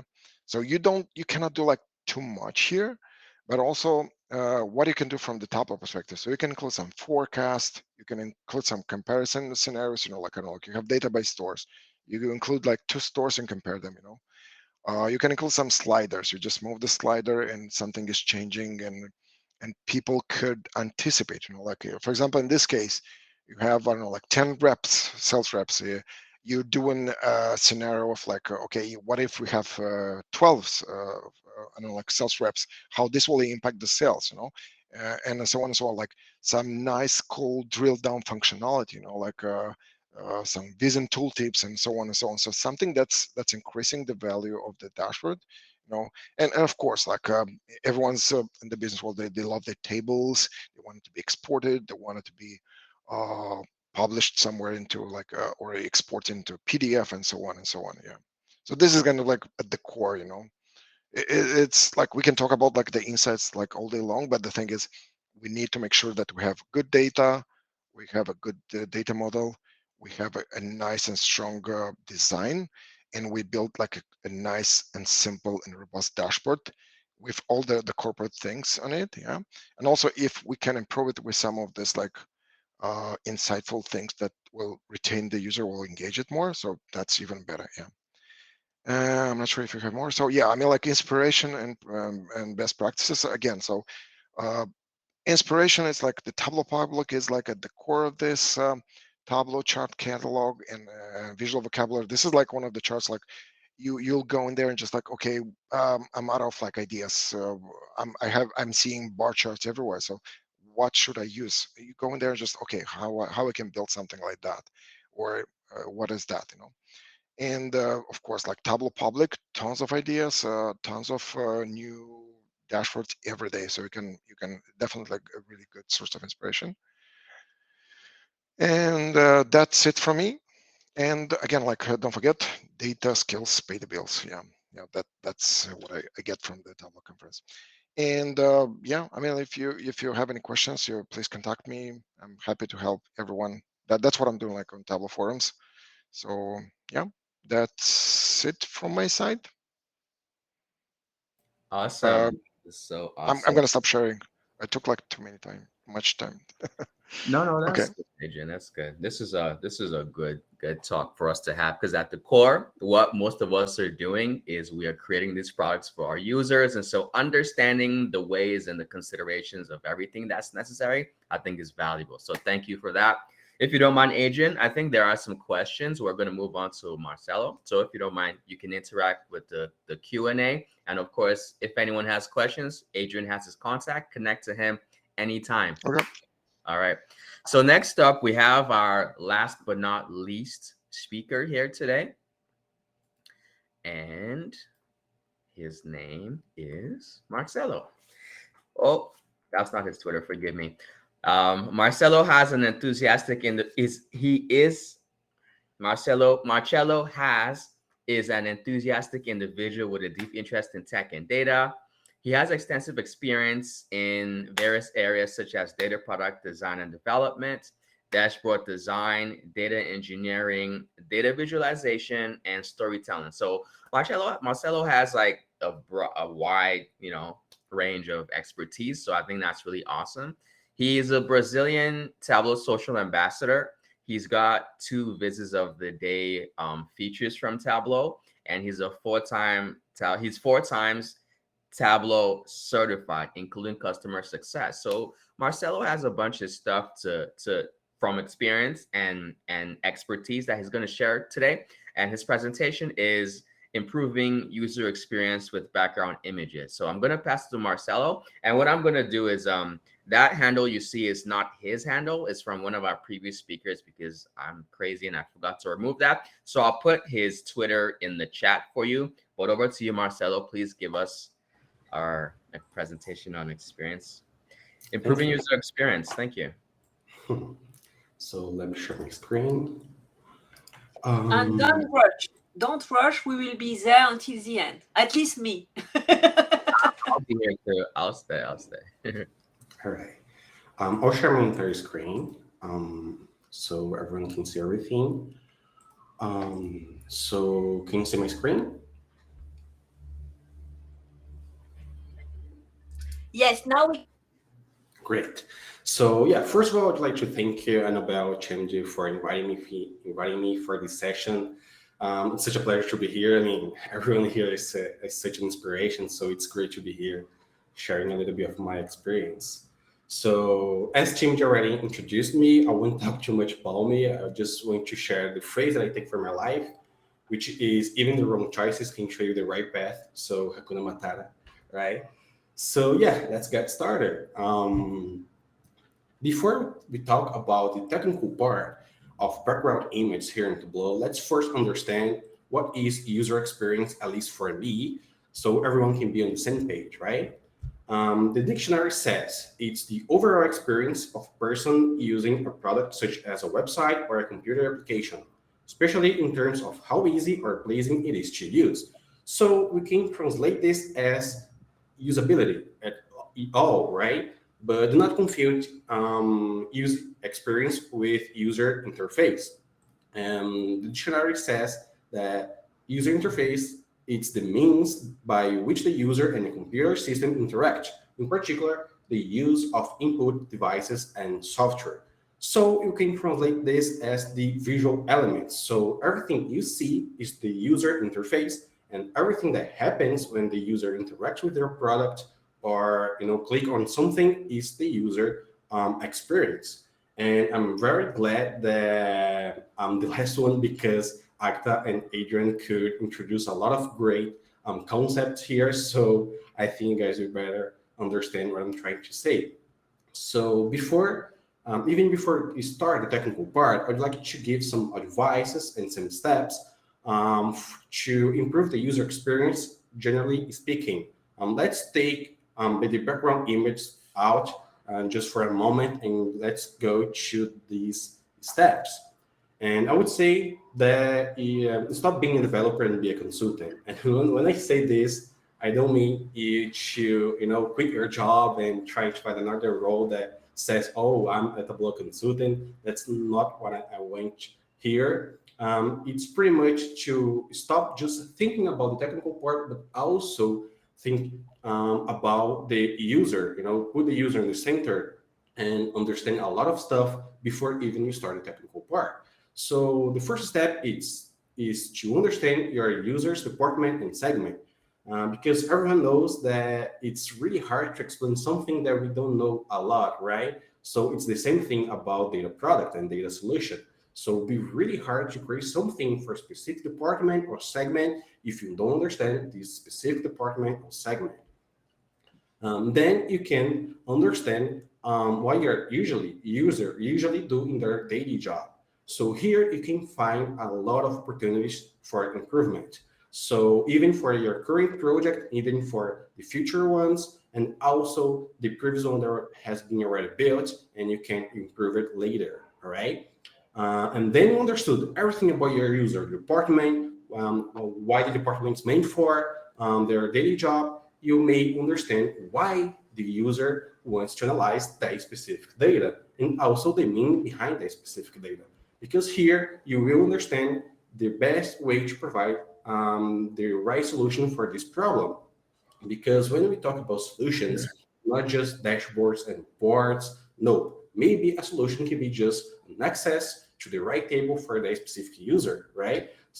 So here, in the process of understanding why the users want to analyze the specific data and what is the data and everything like that, you can understand and find the best way to provide the solution. And after you understood this, you may understand why, what the users will do after they get their insights, right? So let's take an example. Let's say that you have a user that wants to analyze marketing data from the marketing cloud from Salesforce, and they will analyze the emails that has been sent, and the opened ones, and the CTR and other metrics. And in the end of the day, when they get an insight, they decide to change and update some parameters in the algorithm that sends the emails, so they can be more assertive, right? So a really good user experience in this case would be maybe a button on your dashboard report or anything else that will redirect the user to the right page so they can change those parameters faster. So how can I achieve this type of solution? Listening the user and understanding why they want what they want to do, why, and what they will do after they get their insights.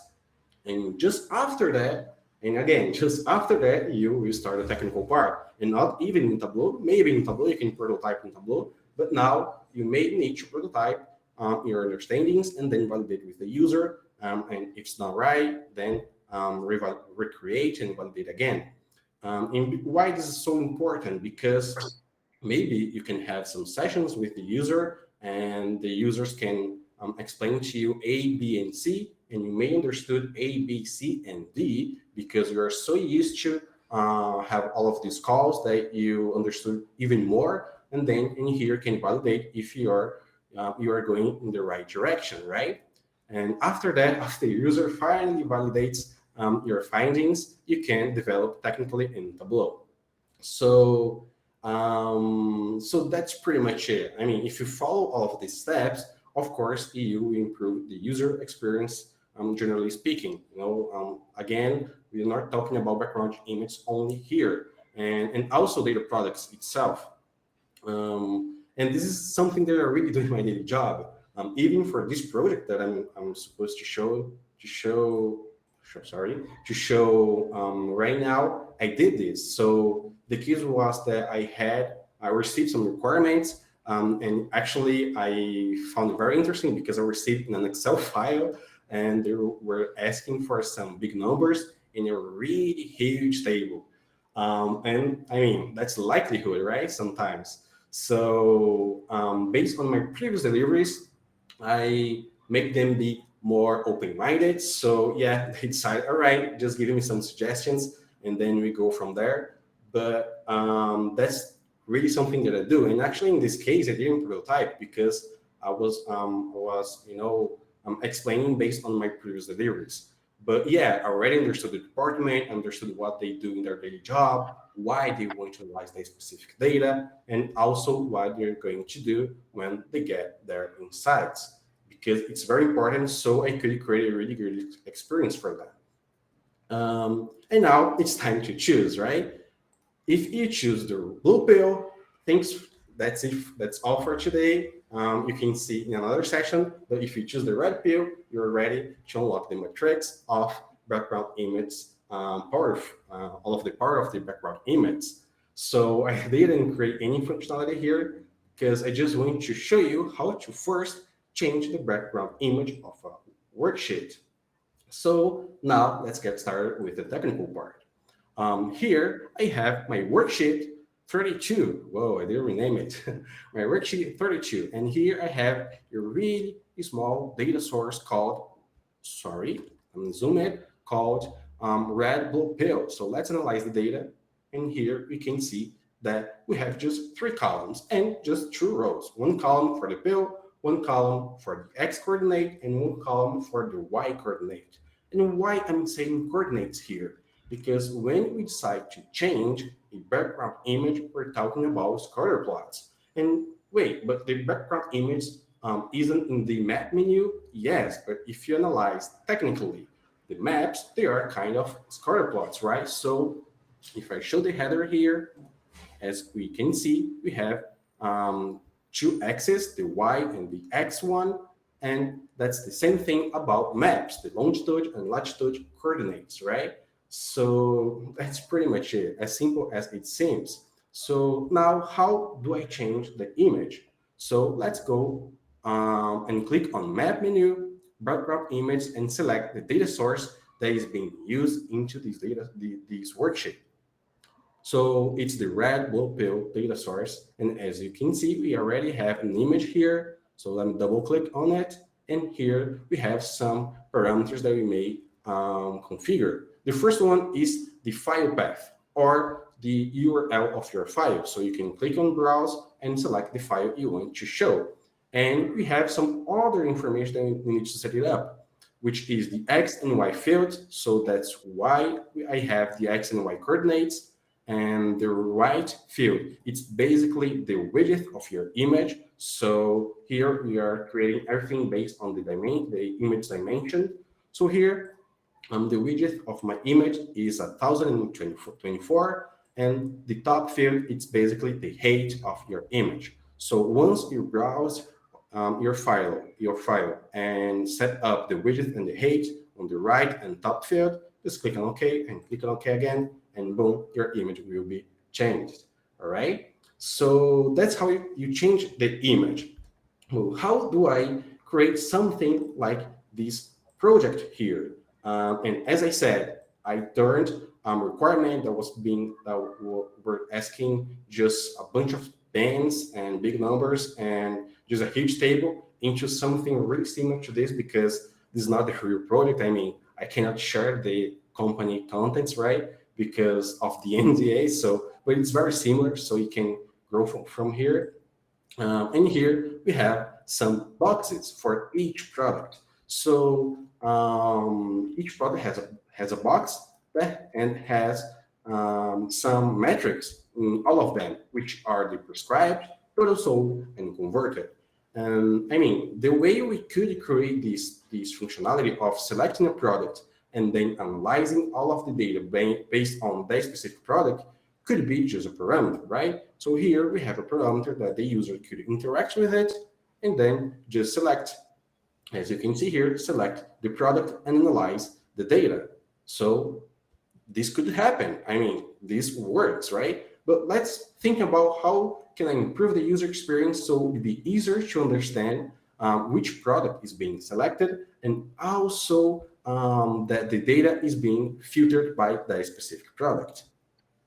So that's why I built this project. So here we have some buttons on each box that the user can click on it and then select the product. And also we have a red blue, a line with dark blue that represents the product that is being selected, and then the other sections here are being filtered. So if I select again here, now I don't have the dark blue line, and even I don't have the other border in the other sections, right? So Marcelo, what the heck? How do I do that? So let's do this with this other project here that we have just the parameter. So first, let's understand what we have here. So we have a bunch of fields and some parameters, but we have one main parameter for the product selection. It's a parameter that has an integer type, just because I'd like to show in a different way the name of the product, so I prefer to use the integer type. And every time that the user change this parameter, let's go there again. Every time that I change this parameter, I filter the section overview and the section graphic analysis, as you can see here. And also this legend here. Select one of the products above to filter the data below. And Mako Health is the selected product. So first, let's start creating the buttons for each product. Maybe I won't create the buttons for all of the products because of the time, but let's go forward. So what I'm going to do first is to create a dummy data with all of the options that are into my parameter. So if you go there again, we have 0 to 6, and each number represents a parameter, except 0 that represents all of the products. So let's just copy and paste this data that is into this Excel file, go to Tableau and paste it here. And then Tableau will create a new data source, right? So let's rename it to product selection dummy data, and then extract it so we can publish on Tableau Public, right? Perfect. Now we have our field here. So the first thing I'm going to do is to create the button for the Mako Health product. So I'm double click on the marks here, and I'll type product selection, the parameter, and then put equals to 1. So I'll have a Boolean value, true or false. Then I'll change the marks option to shape and drag and drop this new field to shape as well. And now I can define, as you can see here on the right side, define a specific shape for each value that is being returned into this field. So let's show our parameter. The Mako Health is selected, right? So that's why we have the true value. So let's define a specific shape for this true value. I'm using some custom shapes, and you can do this. There are a lot of great content on YouTube explaining how to do this. So let me select this one, click on OK, and then select an option for the false value. Great, it's this one, and it's almost done. Now it's almost done, right? So after that, let me just create 2 new calculated fields called true, that has the value true, and also the calculated field called false, that has the value false. And why I'm doing this? Just because I want to clear the selection once the user click on this button, and I'll show how to do this just in a minute. So let me just drag and drop both calculated fields into the tail mark, and now double click on marks again and just put average of 1, because I want, once the user click on this button, change my parameter to the value 1, right? So it's pretty much done. So let's rename this worksheet to Macro Health button. Perfect. And now let me go to the how to create dashboard and put this worksheet there so I can see if the size of my button is appropriate. So let me hide the title, let me remove the outer padding, and then fix the height of my worksheet to 20 pixels.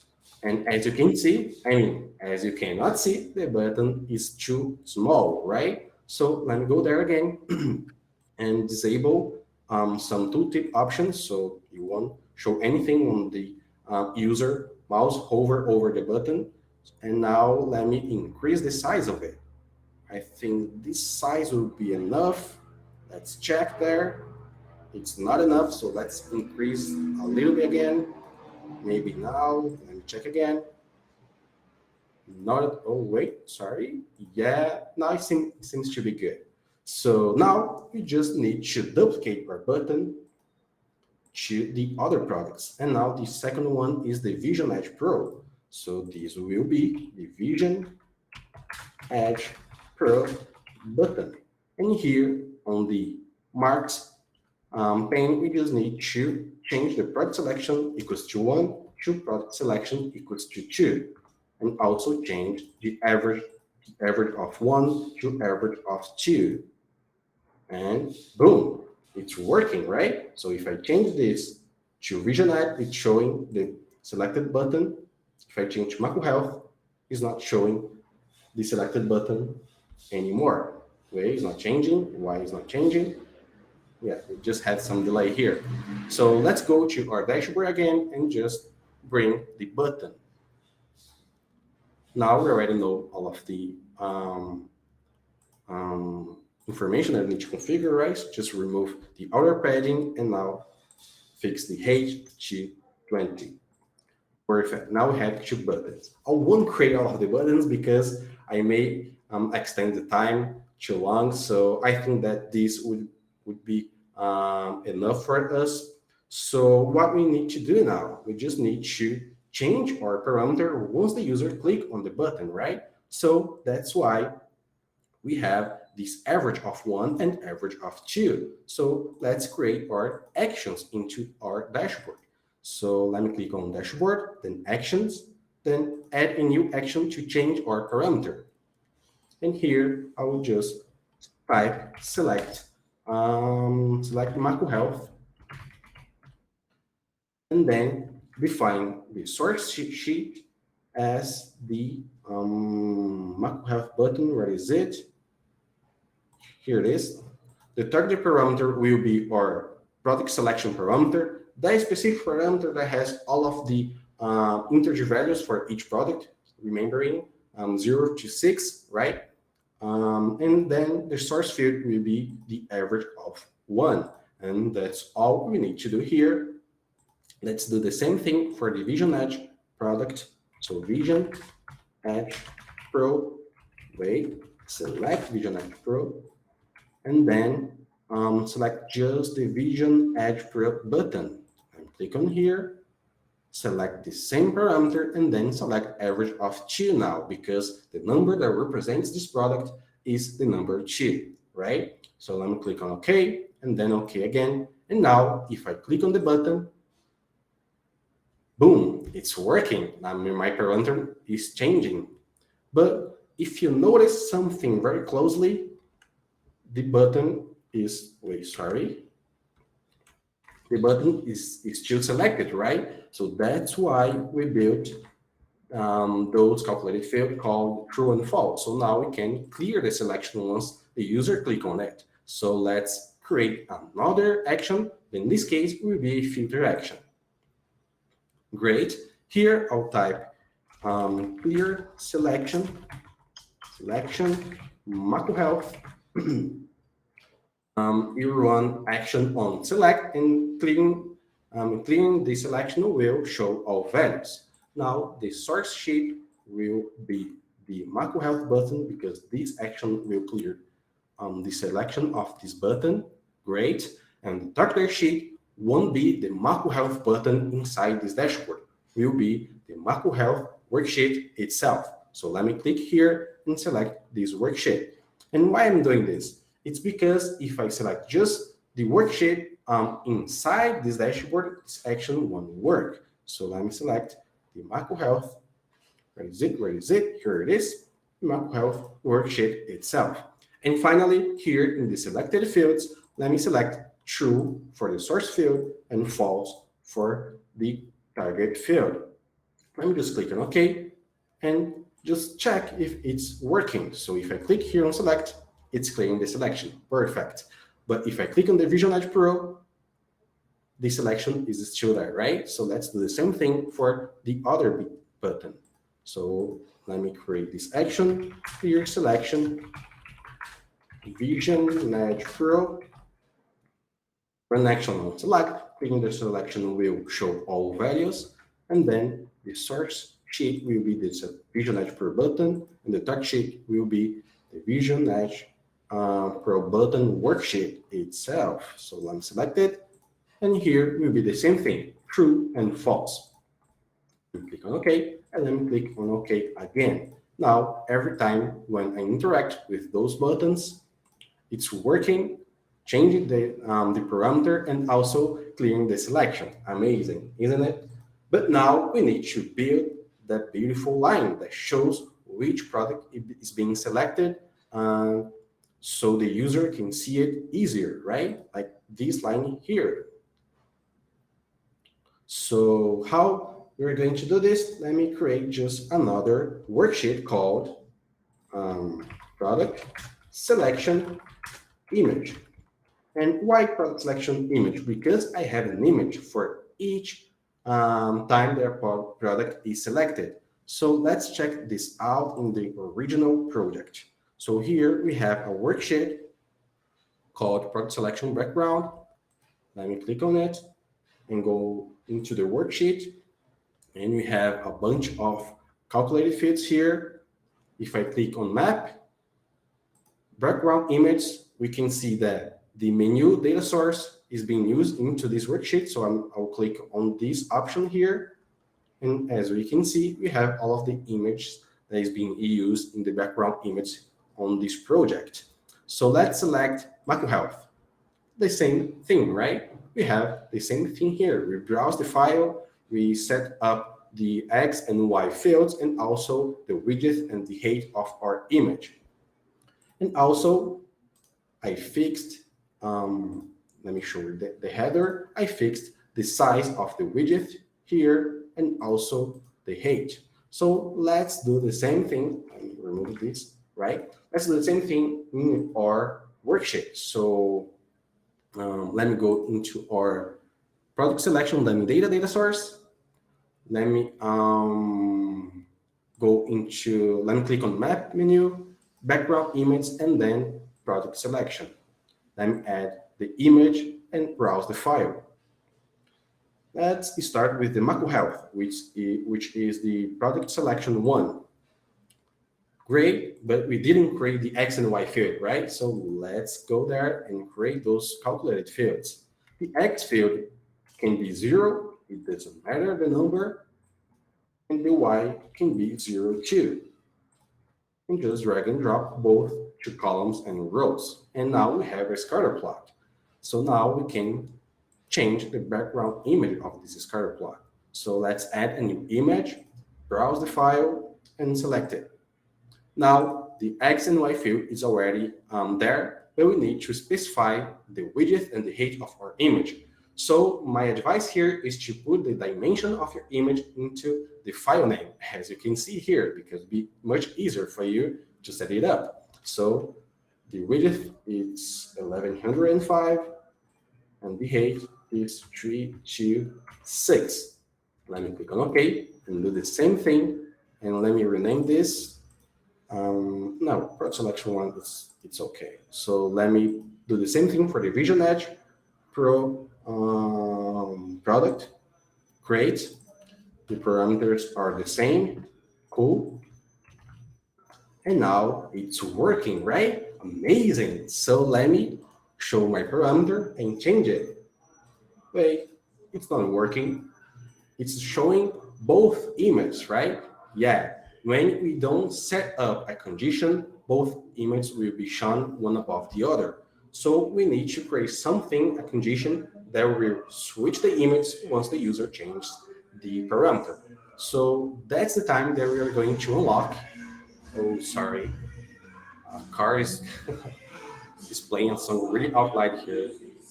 Are you guys listening this really loud song? We hear a background that looks nice. You could say that is a music background. Cool. But we don't hear So yeah, everything. sorry for that. I mean, let's go. Let's keep forward. Um, so now that's the time that we are going to unlock all of the powerful functionality of the background image, which is, let's go there again. Let's select the product. And here, as you guys can see, we have a tab called options. If I click on it, and click on always show entire image because I just like it. We have another box called only show when. And this is the box that you're going to define the condition of when you're going to show this image. So if I click on add, I just can see only two fields called false and true. Those fields that we created previously. But that's not what I want. And the reason because the column that I want is not showing is because that specific functionality only shows the dimensions. Um, and that's why it's kind of, I'll create something different from the original because when I did that, I wasn't following the best practice. So I'll explain the right way to do it and then why I did it in that way.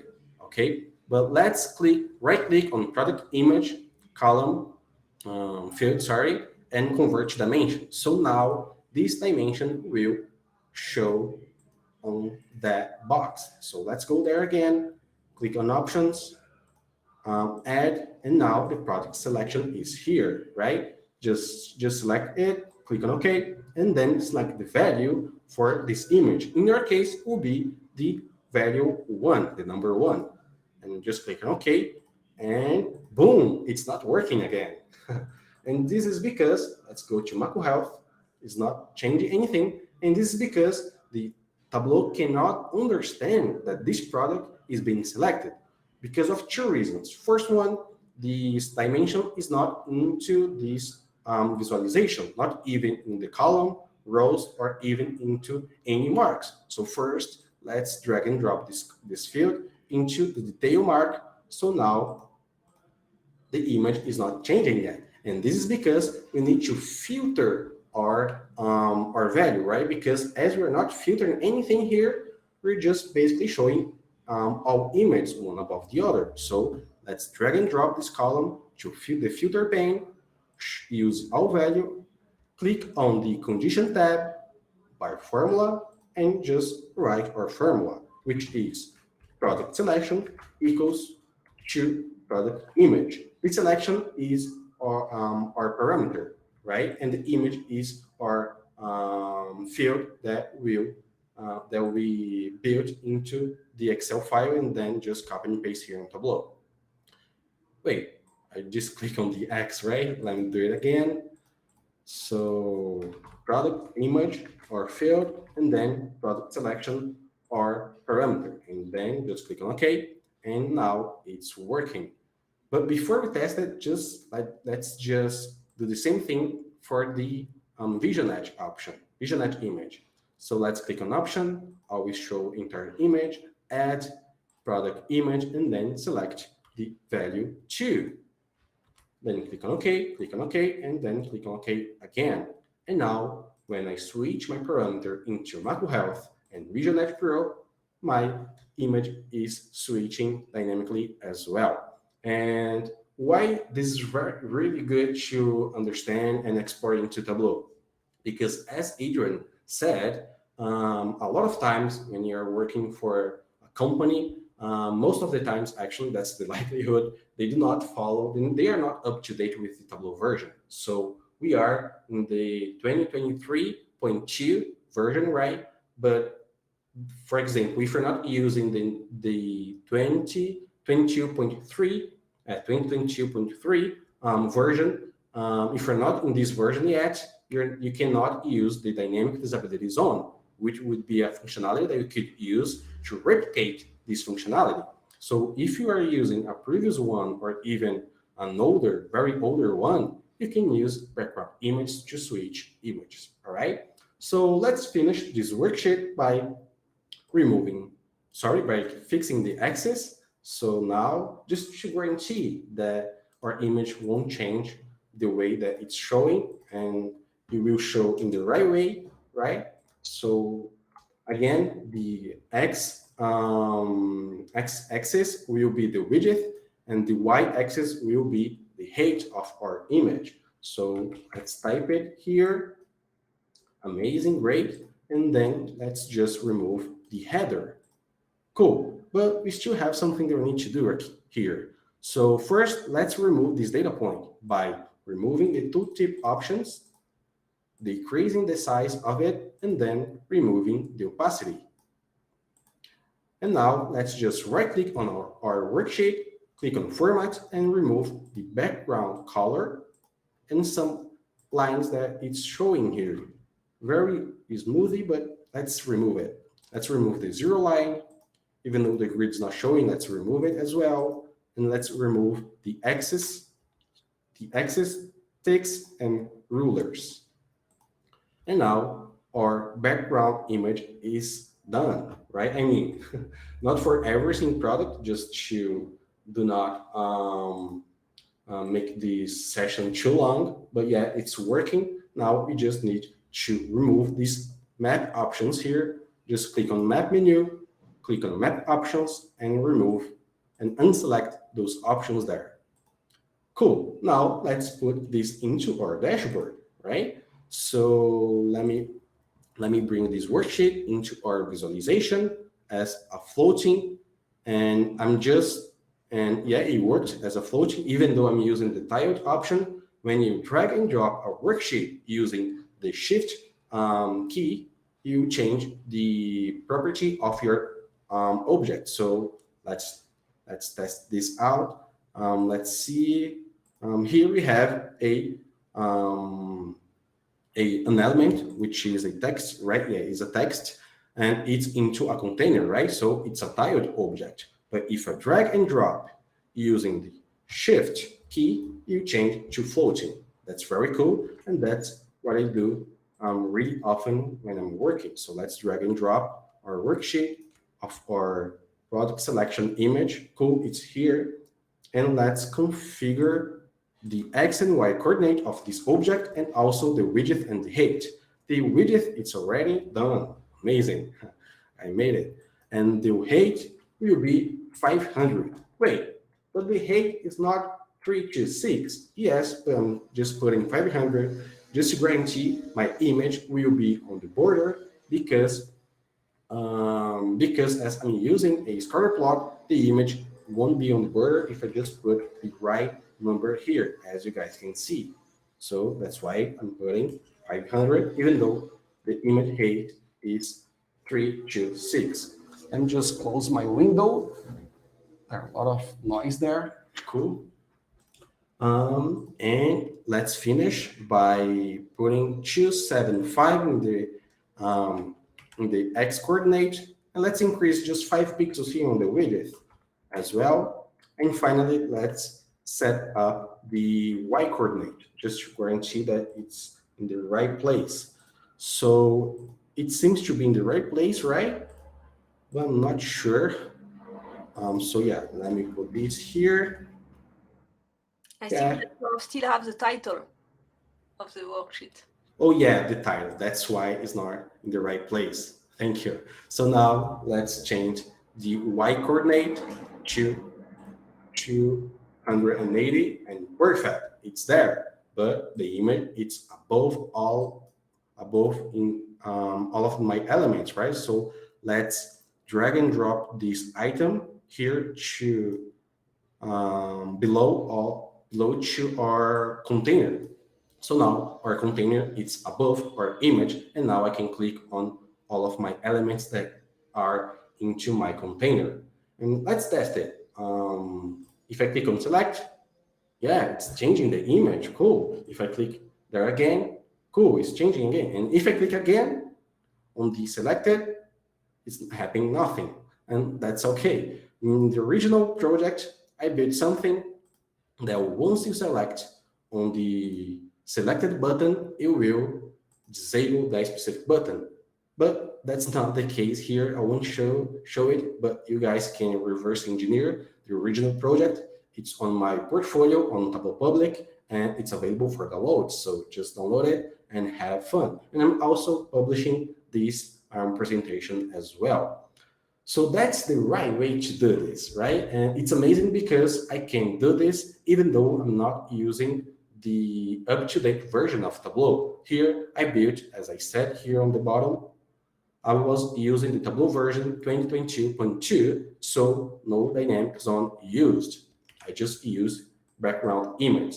So again, just to recap a little bit, how I achieved this product solution, because as Adrian said, we must understand a lot of stuff even before we start the technical part. So let's go there again and recap a little bit. So we must understand the department, what the user usually do in their daily job, why they want, what they want, so then you can create an appropriate solution.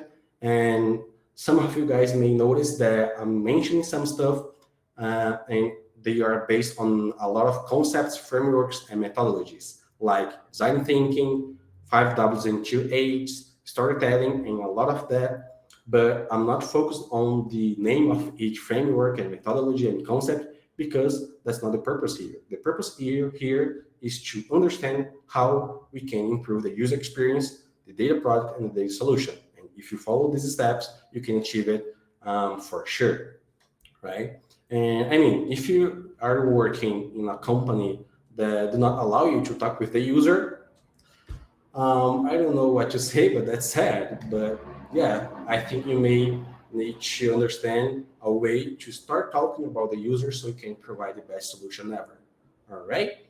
So just to finish, let's see how I built in the original project. So let's go there in the worksheet. And yeah, it's very different, right? Let me hide this sheet. And let's compare with the new one. Very different, right? And why it's that different? Because when I built this one, I thought that the only show one box was showing only the Boolean fields actually. So I thought that's why it was happening, and that's why I built too many calculated fields here. And I mean, that's okay, right? That was the first experience using this functionality. I mean, the background image with conditions. So that's how I learned, and that's how I did. But now I'm happy that I learned the right way to do, so I could bring the right way to do here on this session. But yeah, that's the reason, because I have too many columns here on the detail, and also the same field. For example, icon drops, production equals to 6, and icon drops copy, product selection equals to 6 too. So that's the reason, because I did the same functionality for this other worksheet here, and yet this also another worksheet that changes the image dynamically based on the parameter. All right. So I think that I talked too fast. I hope you guys understood. My English is not my native language, but I think that's all from my side. And thank you. That was fantastic, Marcelo. Should I say Marcelo or Marcelo? You can call Marcelo. me. Yeah, it's Marcelo, but you can call me Marcelo, no problem. That's good. I don't know. I'm Spanish. I don't know why I pronounce it like another way, but that's fine. It was a fantastic presentation. We really love it. I mean, a lot of people stay until, even if it's 2 hours, 30 minutes. So I think that demonstrates that you guys are awesome. I just want to copy paste on the chat our next event. So in August, we make like a break. So we don't do any event in August. So it's the only month where we don't do anything, but we will come even stronger in September. We had, I can already announce them because they have been confirmed. We will have Tristan, that we will do like a technical presentation. We will have Priya, that we will do a very good design presentation.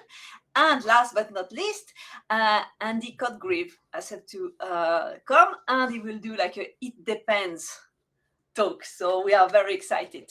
So I think that I always love the next one, but I love all the last one. And this presentation we will share in social media. Don't worry, in YouTube channel, I will send emails and bother everyone. So thank you very much for watching until the end, and have a good evening or rest of the day. Thank you. Bye-bye. Have a good night, guys. Bye-bye.